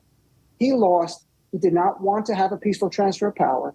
He didn't care the will of the people. He didn't care about our votes. He just wanted to stay in power. This man, this to me is treason. Yeah. This is a traitorous act. Did you catch, we just have a minute before we hit a hard break here, Dean. Sure. Did you catch Eileen Cannon this morning in an order that was favorable to Trump, revealing the fact that Jack Smith is running a separate, secret grand jury out of her district, and she seems to be pissed off about it? I saw that, and I've never practiced federal criminal law, so I don't know if that's just a normal question by a judge going like, hey, we have this trial. What are you doing? Are you still doing this? And her next question will be like, if you're going to indict him more, we shouldn't have a trial right away. Let's wait. So that may or may not be fair. We're going to see where it goes. Let's see what Jack Smith says. Well, there's people suggesting that this would be her revealing the existence of a secret federal grand jury as grounds for a demand for recusal. I don't know if she revealed it or if the media's camped out in front of every grand jury. She's not camped out. No, she revealed it in the order. She No, but I'm saying I don't know if she learned about it. I don't know how she learned about it. Oh, I see. In other words, is it actually a secret or is it already public information? Right, or is it, we know about the grand jury's meeting because the reporters are camped out outside of courthouses now, right? So I don't know. If she learned about it only from essentially confidential information and revealed it, that's troubling, and perhaps it could be an ethical violation as a judge.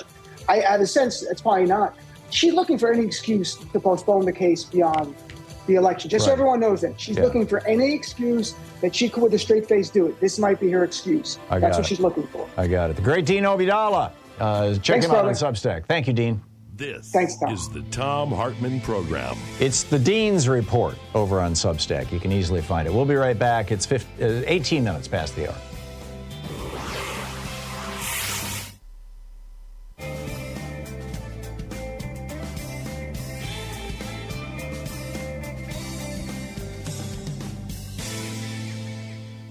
And welcome back. Dave in Auburn, California. Hey, Dave, thanks for watching us on Free Speech TV. What's on your mind today?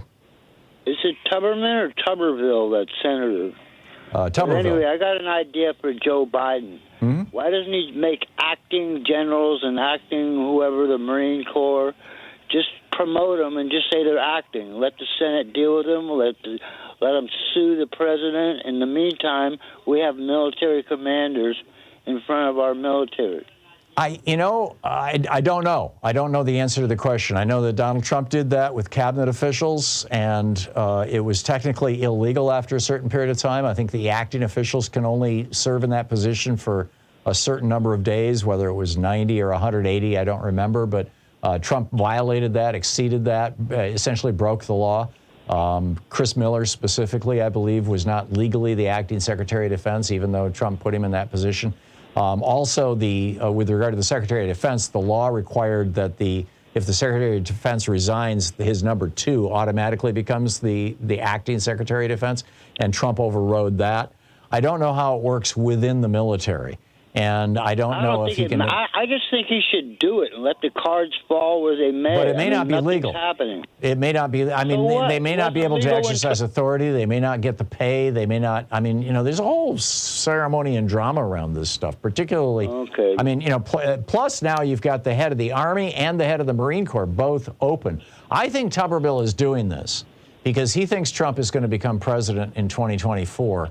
And Trump knows that the only reason he wasn't able to flip America fascist was because Mark Milley and the military would not go along with him with his desire to use the Insurrection Act to militarize America.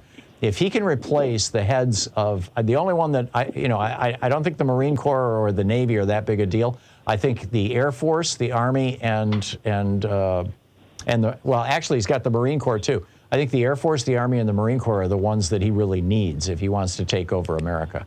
And he's got 2 out of the 3 right now. I think Joe Biden should declare a national security emergency and appoint these people, and that's it. Let the Senate deal with it. They're not doing anything about it. Yeah, I know. I get it. I get it. You already said it, Dave. I don't disagree with you. I just don't know if it's possible. Thank you for the call. Ardeen in Colorado Springs. Hey, Ardeen, what's up? Hi, how you doing? Good. Good. I was wondering, I wanted to say, I'm really for the trial that's being talked about now all the time, as far as the insurrection. I would love to have it publicized. Yeah, televised, yeah. I think it would be important because it is it's him against the United States people. It's us. And I would stop a lot of the miscommunication, what they say, the fake news, everything, because people will see it right, they'll have their own interpretation of it, naturally, but at least it's there for us to see, to review, to look at. And the fact that I love the idea that they're really still going for the people for Laura Boebert here in Colorado, for Marjorie Taylor Greene, that they have recordings of them on the phone with talking about things prior to the insurrection.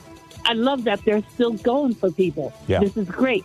And what's going to happen out of all this is we will come out of this, because I really think the judicial system is stepping up to the challenge. Yeah, there's a good chance, Ardeen, that we will come out of this stronger. I hope you're right. Thank you for the call. We'll be right back.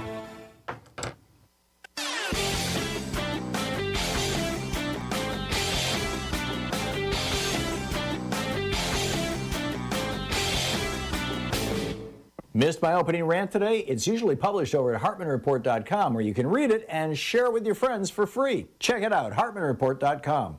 When I was a little kid, my grandmother had a piano, and I loved to play it. I was incompetent, but I was figuring out all kinds of stuff. And then I kind of got away from it and, went to school and things got busy and just lost track of it. Well, now there's this fascinating new study out of the University of Geneva, Switzerland, that is making me think maybe I should go back and learn the piano. What they found was that they took a group of 132 healthy older adults, retired, 62 to 78 years old. Half of them learned the piano, half of them took music classes without learning the piano. And what they found was that those who learned the piano actually had the strongest increase in their memory, in their mental competence, their mental faculties. Those who took the music classes also did well, but learning the piano was a huge step. So check it out. There's a whole long rant about this over at HartmannReport.com. Check it out.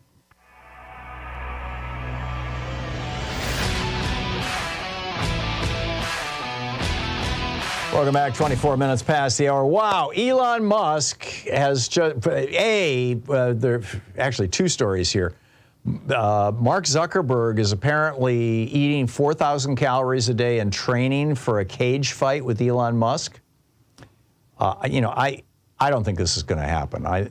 But it's just bizarre, these billionaires. I mean, Mark Zuckerberg is the richest millennial in America. And Elon Musk, I don't think he's a millennial. I think he's a Gen Xer. Probably the richest Gen Xer in America. And a cage fight, really? And now Musk comes out and says, this is a tweet from yesterday. He says, if you were unfairly treated by your employer due to posting or liking something on this platform, we will fund your legal bill. And he goes on to add, there will be no limit. So contact me. And it's like, whoa, is this, I get it, it's a stunt and it's a way of getting publicity. But letting Nazis back onto your platform and do their Nazi thing, and then, when they get outed for it, their employers go, wait a minute, we didn't realize this guy was a Nazi, we really don't want him working here. I mean, we've seen the stories of people to whom this happened. What's the defense? I mean, Elon Musk is going to hire a lawyer for this guy, or for these people. But what is their defense in court going to be? Yes, I have a free speech right to say I'm a Nazi. Well, yes, you do, and the government can't stop you from doing that. But a private employer is not the government. Private employers are private employers. The First Amendment does not cover free speech in the workplace. It does not cover free speech anywhere except with regard to the government itself. Congress shall make no laws, and implicitly or enforce any laws, that would inhibit your right to free speech. Well, it doesn't say your boss can't make a law about free speech. I mean, walk into work tomorrow morning and start, giving everybody the Hitler salute, or, calling people offensive terms, calling women the B or C word, or black people the N word. Good luck with that. You will be out on your keister, and I don't see any legal defense for that. And if you don't do it at work, but you do it on social media, and the people at work all see it, I mean, how is that different? What am I missing here? Lawyers in the group, give me a call. What am I missing? This makes no sense to me. All right, 27 minutes past the hour. We'll be back with your calls on the other side of the break. Stay with us. You're listening to the Thom Hartmann Program. Call 202-808-9925. Don't touch that dial. Great calls coming right up.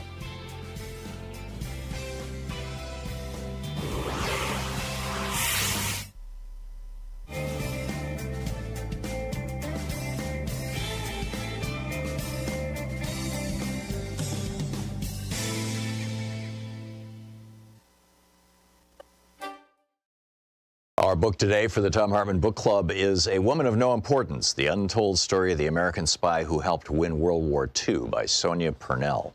This is from the prologue. France was falling. Burned-out cars, once strapped high with treasured possessions, were nosed crazily into ditches. Their beloved cargoes of dolls, clocks, and mirrors lay smashed around them and along mile upon mile of unfriendly road. Their owners, young and old, sprawled across the hot dust and were groaning or already silent. Yet the hordes just kept streaming past them, a never-ending line of hunger and exhaustion, too fearful to stop for days on end. 10 million women, children, and old men were on the move, all fleeing Hitler's ranks, pouring across the border from the east and the north. Entire cities had uprooted themselves in a futile bid to escape the Nazi blitzkrieg that threatened to engulf them. The fevered talk was of German soldiers stripped to the waist in jubilation at the ease of their conquest. The air was thick with smoke and the stench of the dead. The babies had no milk, and the aged fell where they stood. The hordes drawing overladen old farm carts sagged and snarled in their sweat-drenched agony. The French heat wave of May 1940 was witness to this, the largest refugee exodus of all time. Day after day, a solitary moving vehicle weaved its way through the crowd with a striking young woman at the wheel. Private Virginia Hall often ran low on fuel and medicines, but still pressed on in her French Army ambulance toward the advancing enemy. She persevered even when the German Strukas came screaming down to drop 110-pound bombs onto the convoys all around her, torching the cars and cratering the roads. Even when fighter planes swept over the treetops to machine gun the ditches where women and children were trying to take cover from the carnage. Even though French soldiers were deserting their units, abandoning their weapons and running away, some in their tanks. Even when her left hip was shot with pain from continually pressing down on the clutch with her prosthetic foot. Now, at the age of 34, her mission marked the turning point after years of cruel rejection. For her own sake, as much as for the casualties she was picking up from the battlefields and ferrying to the hospital, she could not fail again. There were many reasons why she was willingly jeopardizing her life far from home in aid of a foreign country when millions of others were giving up. Perhaps foremost among them was that it had been so long since she had felt so thrillingly alive. Disgusted with the cowardice of the deserters, she could not understand why they would not continue the fight. But then she had little to lose. The French still remembered sacrificing a third of their young menfolk to the Great War, and a nation of widows and orphans were in no mood for more bloodshed. Virginia, though, intended to go on the road, wherever the battle took her. She was prepared to take whatever risks, face down any dangers. Total war against the Third Reich might perversely offer her one last hope of personal peace. Yet even this was as nothing compared with what was to come in a life that drew out into a Homeric tale of adventure, action, and seemingly unfathomable courage. Virginia Hall's service in the France of summer 1940 was merely an apprenticeship for a near-suicide mission against the tyranny of the Nazis and their puppeteers in France. She helped to pioneer a daredevil role in espionage, sabotage, and subversion behind enemy lines in an era when women barely featured in the prism of heroism, when their part in combat was confined to the supportive and the palliative, when they were just expected to look nice and act obedient and let the men do the heavy lifting, when disabled women or men were confined to staying at home and leading often narrow, unsatisfying lives. The fact that a young woman who had lost her leg in tragic circumstances broke through the tightest constrictions and overcame prejudice and even hostility to help the Allies win the Second World War is astonishing. That a female guerrilla leader of her stature remains so little known to this day is incredible. Yet that is perhaps how Virginia would have wanted it. She operated in the shadows, and that was where she was happiest, even to her closest allies in France. She seemed to have no home or family or regiment, merely a burning desire to defeat the Nazis. They knew neither her real name nor her nationality, nor how she had arrived in their midst. Constantly changing in looks and demeanor, surfacing without notice across whole swaths of France, only to disappear again as suddenly, she remained an enigma throughout the war, and in some ways after it, too. Even now, tracing her story has involved 3 solid years of detective work, taking me from the National Archives in London, the Resistance Files in Lyon, and the parachute drop zones in the Haute-Loire, to the judicial dossiers of Paris and even the white marble corridors of CIA headquarters at Langley. My search led me through 9 levels of security clearance into the heart of today's world of American espionage. I have discussed the pressures of operating in enemy territory with a former member of Britain's special services and ex-intelligence officers from both sides of the Atlantic. I've tracked down files that were missing and discovered that others remain mysteriously lost or unaccounted for. I have spent days drawing diagrams matching dozens of code names with scores of her missions, months hunting for remaining extracts of these strange disappeared papers, years digging out forgotten documents and memoirs. The book A Woman of No Importance by Sonia Purnell.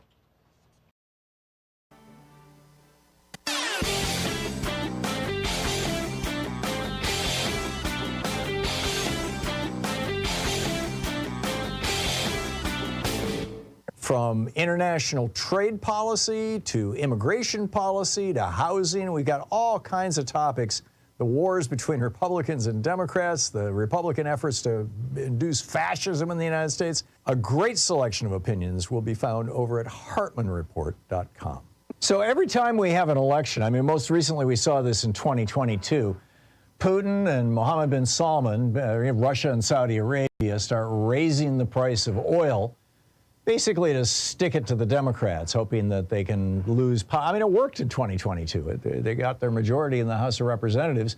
And you'll recall all those $6 gasoline and $5 gasoline and everybody squealing about it and the little stickers they were putting on pumps with pictures of Joe Biden saying, I did this. Well, they're preparing to do it again. They've cut production, Saudi Arabia and Russia, and it's going to get a whole lot worse over the course of the next year as we're heading toward 2024. So what can we do about this? Well, I have a very specific proposal, and by the way, 70 different environmental groups have joined in this, along with Senator Ed Markey and several members of Congress, and that is to ban the export of American-produced crude oil. Make America energy independent, and we control the price. There's a piece about it over at HartmannReport.com. Check it out. And welcome back. Picking up your calls here in the last half hour of the program. Rick in St. Cloud, Minnesota. Hey, Rick, what's on your mind today? Yeah, Tom, right along with that preserving gas, I don't know if it's a ballot initiative or how we would go about having a green lottery. Because if you figure out, if 50 million people buy a lottery ticket for $2, that's $1 billion. That's what our lotteries have been lately, $1 billion. Well, you take a cash out, it's $50 million. Well, now if we put a green lottery, where for $2, you have a chance that your number could be pulled out of a hat and you get a $80,000 green car, and you figure 50 million people, $50 million, how many cars would that be? It's an interesting idea, Rick. Number one, lotteries are heavily regulated at the state level, so you'd have to deal with that. Number two, you would have a problem of distribution. I mean, the big lotteries, the Powerball and those kinds of lotteries are in every gas station, every convenience store, a lot of retail outlets. That you'd almost have to market it over the web, at which point you may run afoul of state lottery laws, because in some states lotteries are illegal, which is why you can't go online and buy a Powerball ticket. And then, actually, I see those as the two biggest challenges. But, I've been to a bunch of Democratic Party fundraisers where I've been, like the guest speaker, and they usually do something like that. It's they don't call it a lottery, they call it a drawing. But people buy tickets, and at the end of the night, sometimes I've had them done where they bought tickets to get an autographed copy of one of my books. Not quite a car, I get it, but you'd still have 50 million going for whatever, maybe if you could get 50 million people to sign up. That's the challenge. Like I said, distribution and the law are going to be. You need $2. I mean, everybody who gets a ticket, their number is in the hat. Yeah. I mean, I don't see anybody that wouldn't want to pay $2 for a shot at winning an $80,000. Well, there are people who have problems with gambling, both moral and addiction nature problems. But I get what you're saying. Rick, interesting idea. Maybe somebody can develop that. Thanks for the call. Eric in Erie, Pennsylvania. Hey, Eric, what's on your mind today? Hey, afternoon, Tom. Counselor Obeidallah is absolutely right about how this judge needs to and should and is likely to handle Mr. Trump. Because what folks need to recognize is that he is in a giant game of high-stakes chicken. Yep. The headline right now on Drudge, the top headline on Drudge Report, which is, the number one conservative news source in America, says Martyr Don wants jail, ? Which is what I tweeted last night, that in my opinion, Donald Trump would like to go to jail. And the upside of his, flaunting the judge's orders is that if he doesn't go to jail, he comes off looking like a tough guy.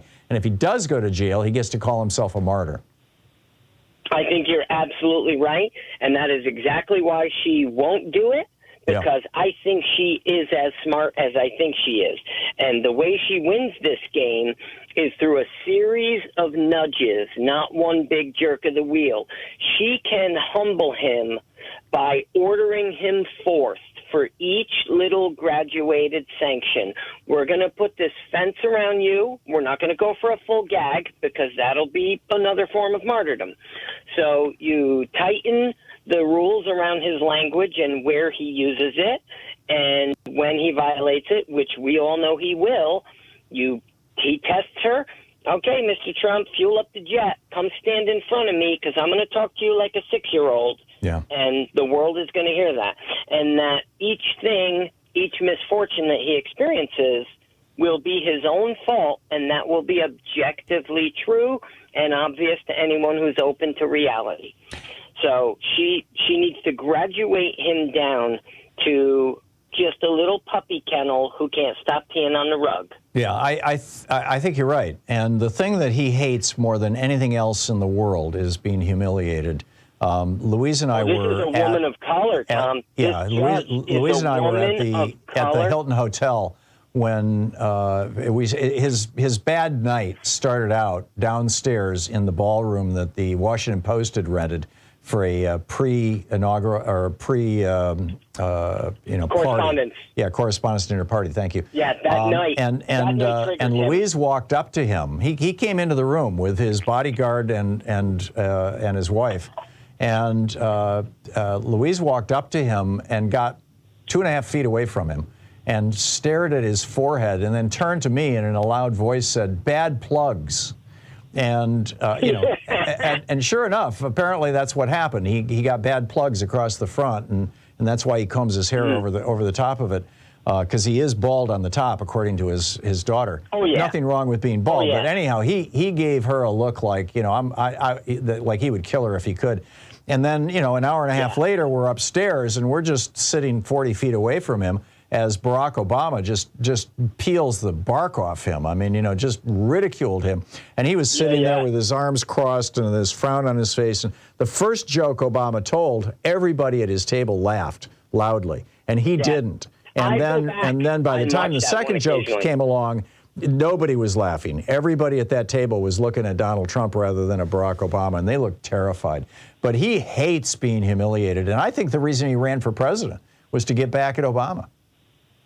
Oh, yeah. I don't think he expected to win. I think it was just going to be his little tour of putting zingers on everyone who laughed at him. Tom, he'd be a school shooter. If he was 13 today, he'd be a high candidate for school shooter because he's got a very short fuse, cannot handle being humiliated in any way. Yeah. So he essentially is a school shooter. I mean, he's been promoting school shootings by promoting guns all across the United States. Eric, great points all. Thank you very much for calling and making them. Ed in Chicago. Hey, Ed, you're on the air. What's up? Hey, Tom. I'm wondering if you saw the Democratic congressman from Minnesota, Dean Phillips, on Face the Nation yesterday. I did not. I understand that there's talk about his running in the primary, but it's pretty tentative, and I don't think he has a chance. Well, yeah, obviously, but I got to tell you, this guy he was a very good used car salesman, and what's troubling is that CBS would give him that kind of platform. Yeah. And what he was bringing, and he's a member of the Problem Solvers. Oh, God, save us. Yeah, and so there's some money behind this guy because, like I said, they're just throwing. So maybe he's the guy that No Labels is going to put up if they can't get Joe Manchin. Oh, I tell you, it would be well worth your time to go back and watch it. Because some of the stuff he was saying, like he was praising Biden, but then he would come back, well, Biden's too old, and it's part of our democratic process that we should all be able to run. And when Robert Kennedy Jr. was brought up, he said, well, he's not a Democrat, but he did not say he's a raving, vaccine denier nut job. And then he talked about how the American people are tired of the political fighting on both sides. Yeah. I mean, this guy was, and again, what I come back to was not so much that what he said, but the fact that there's nobody was given that much airtime on Sunday morning on CBS. It was, and he's is he the senator from Nevada? Where is he from? He's a member of the House. He was elected in 2018 from Minnesota. Minnesota. Okay, thank you. Oh, this guy, like I said, that's how little I know about him. Oh yeah, but I think apparently he's getting some big money behind him for what I was checking out. Yeah, which probably means he's been sucking up to Joe Lieberman and the No Labels crowd real who hate the Democrats. For those of us who are aware of this station, we really need, whenever you get a chance, to inform people who aren't aware of this station. Last week when you had Congressman Jayapal on, I called my congressperson's office, and the rep was not aware of Free Speech TV. I told her the And I got to run. I'm sorry, but thank you. To Thom Hartmann. Visit ThomHartmann.com for audio and video archives. When that music starts, you got to just in your head count down. You got about 10 seconds, and then we're going to pull the plug. It's 45 minutes past the hour.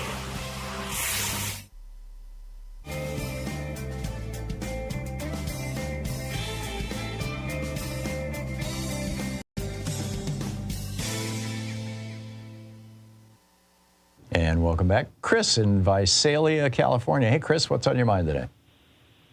Hey, Tom. Thanks for having me on. Something that's on my mind is, as personally a progressive, I was actually born and raised a proud Union Democrat and would still vote for Democratic candidates. I really actually hope to see Barbara Lee become our next state senator in California. I was really proud that, she voted against the Afghanistan war. Mm-hmm. One of the she was the only one, actually. Yeah, and I ended up voting for Obama in 2008 and 2012, and was really proud of that. I actually started the Young Democratic Club in Visalia, California, at the community college, and because they didn't have one since the late 80s, they had a conservative club and a Republican club, but no Young Dems. And it was great to see Obama win, but at that same night, it was also sad for me to see friends, gay friends and lesbian friends that, were sad that, that Prop 8 passed that didn't allow gay marriage. Yeah. Yeah. And so I knew at the time, Obama wasn't out, fully for gay marriage. And I understood the politics, and I understand things are, And it was Biden who dragged him into it. Yeah. And I'm also glad that Biden got us out of the Afghanistan war. Yeah. I think that was long overdue. But I have an issue with a lot of people, I feel like, in the Democratic Party, almost to me acting like MAGA Republicans, where if they bring up an issue that they have a problem with, they really attack those progressives. And I was a Bernie supporter, and I like to see, like, when I was still involved with the Dems, he came to the Democratic State Convention in 2010 and was talking about Social Security, and I was all on board. And I even, interned at the state capitol after that, and working for unions and stuff. But, I've seen how the Democratic Party, when it's convenient, prop him up. And then, it's also easy to kick him down and say, oh, he's the reason we lost in 2016. Well, who gave more speeches on behalf of the Hillary Clinton candidacy than anybody other than Hillary Clinton herself was Bernie Sanders. After he lost the primary, he went all in. He said, the alternative is worse than, as much as he disagreed with her on a number of issues. And Bernie Sanders traveled the country during the 6 months leading up to the presidential election in 2016, relentlessly campaigning for Hillary Clinton. Nobody campaigned for Hillary Clinton. Candidate did not give as many speeches for Hillary Clinton as did Bernie Sanders. And, yes, there is a time for challenges, for primary challenges, for people to stand up and speak out, particularly people who are, credible challengers, people who aren't just trying to hustle books or promote a single issue agenda. But I think when it comes down to time to make a decision, as imperfect as the Democratic Party is, we don't really have a choice. Sadly, we do need ranked choice voting so that we can have multiple parties, but we don't have that right now. Chris, thank you for the call. I got to run here. It's 11 minutes before the hour, 49 minutes past the hour. We'll be back with more of your calls in 60 seconds. Stay with us.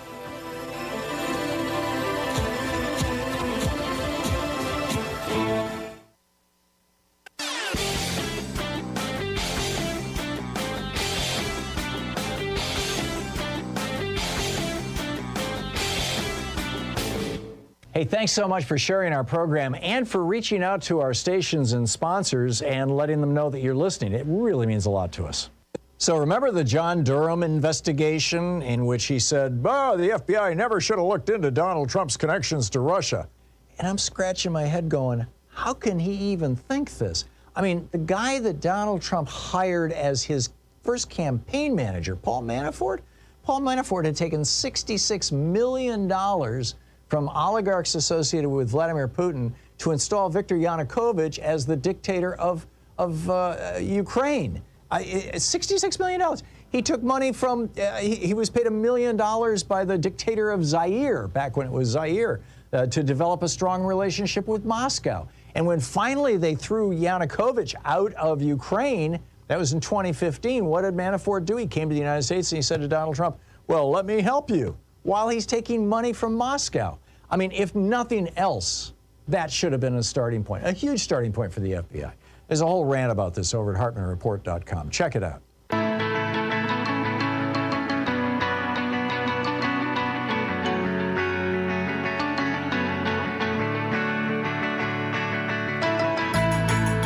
It's 10 minutes before the hour, picking up your calls. Gary in Alpharetta, Georgia. Gary, greed has no heart. What's on your mind today? Hello, Mr. Thom Hartmann. Thank you. If you don't mind, it's time for a update on the real state of the union. Okay. We're on the ropes.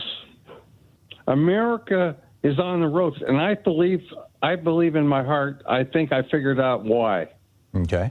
We got to figure out why. Why is this going on? Why is this going on? That the rule of law is being threatened like this? We know better. I believe we haven't bottomed out culturally and and money wise. It's all part of greed. How you treat one another, how you administer government. That's greed too. Right. Everything you've said so far has been kind of general, Gary. Do you have some specific concerns that you want to highlight? Here's one that's interesting to me. Why hasn't Chris Christie's candidacy caught on? Why isn't he gaining traction? Here's a man that's called out Donald Trump for what he is. Yeah. It would be interesting to see a poll of all Republicans rather than just likely Republican primary voters, which is what most of these polls are, because that's basically the Trump humpers. But Tom, you say I'm talking generally. I'm trying to get at the root problem here. Right. The real problem, I'm sorry to say, is us. Who's us? There's too many. You mean Democrats? You mean the United States? You mean progressives? Overall, which us are you talking about? I'm talking about the us, Democrats, Republicans, the people of America. I think the real problem is really us.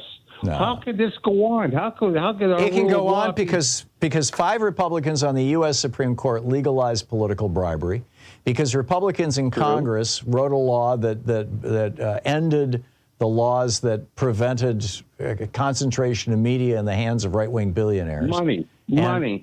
Well, yeah, as you said, it goes back to greed. But I don't think it's that the American people are bad or stupid or evil or deserve what they're getting or anything like that. This was done to us, and it was done to us by right-wing billionaires funding, the Federalist Society, funding the campaign to legalize political bribery. Yes.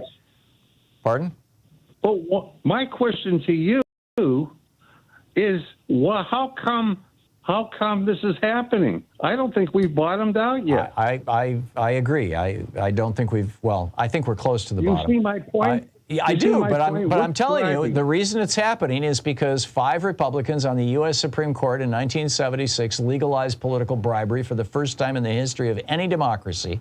And we have been living essentially in an oligarchy ever since. And the oligarchs find that the more we hate on each other, the more we fight against each other, the more we tear into each other, the better it is for them. Gary, I got to go, but thank you for the call. Tom in Mossy Head, Florida. Hey, Tom, what's up? Hey, Tom. I'm having a little trouble with my phone. Can you hear me okay? Just fine, yeah. Oh, great. Yeah, I've got a little kind of a humorous story for you this morning or this afternoon.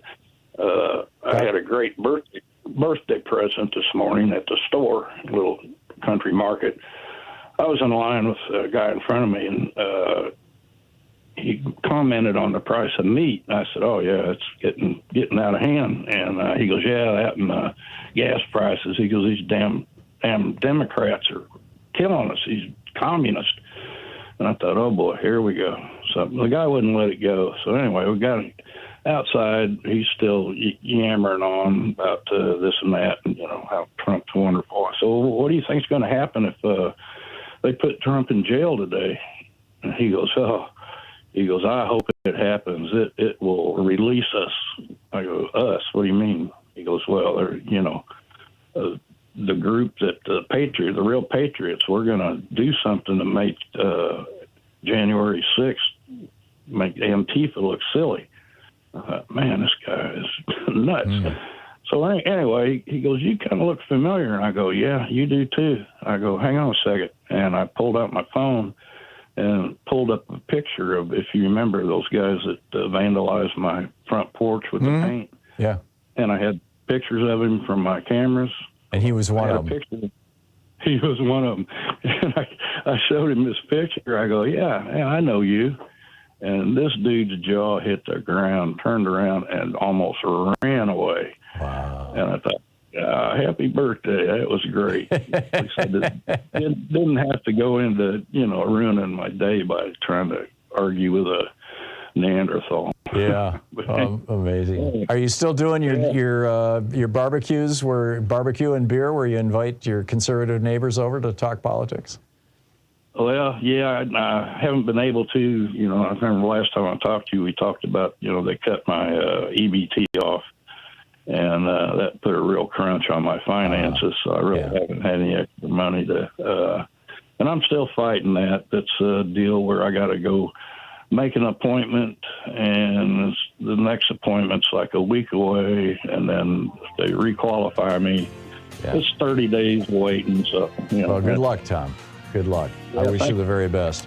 I got to run, but thank you for the call. Thanks for the story. That was a great one. Amazing.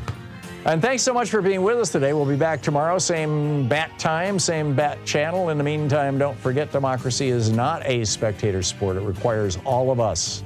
And it's a particularly important time in the history of this nation. So get out there, get active. There's so much you can do.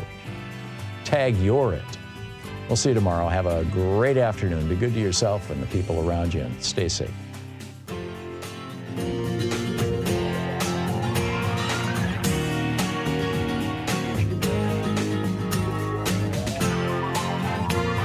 You've been listening to Thom Hartmann. For audio and video archives, visit thomhartmann.com.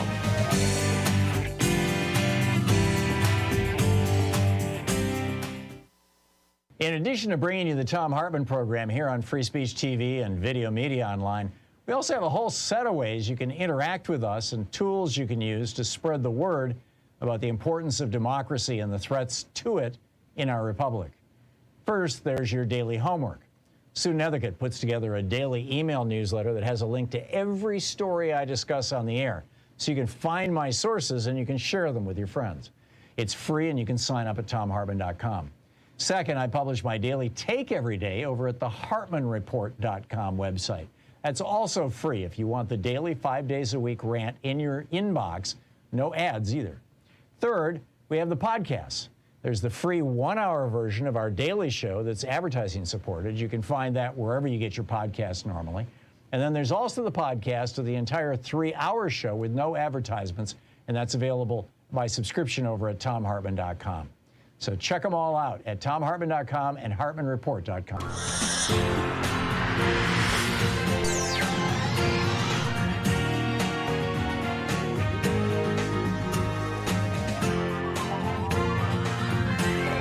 We say fight back!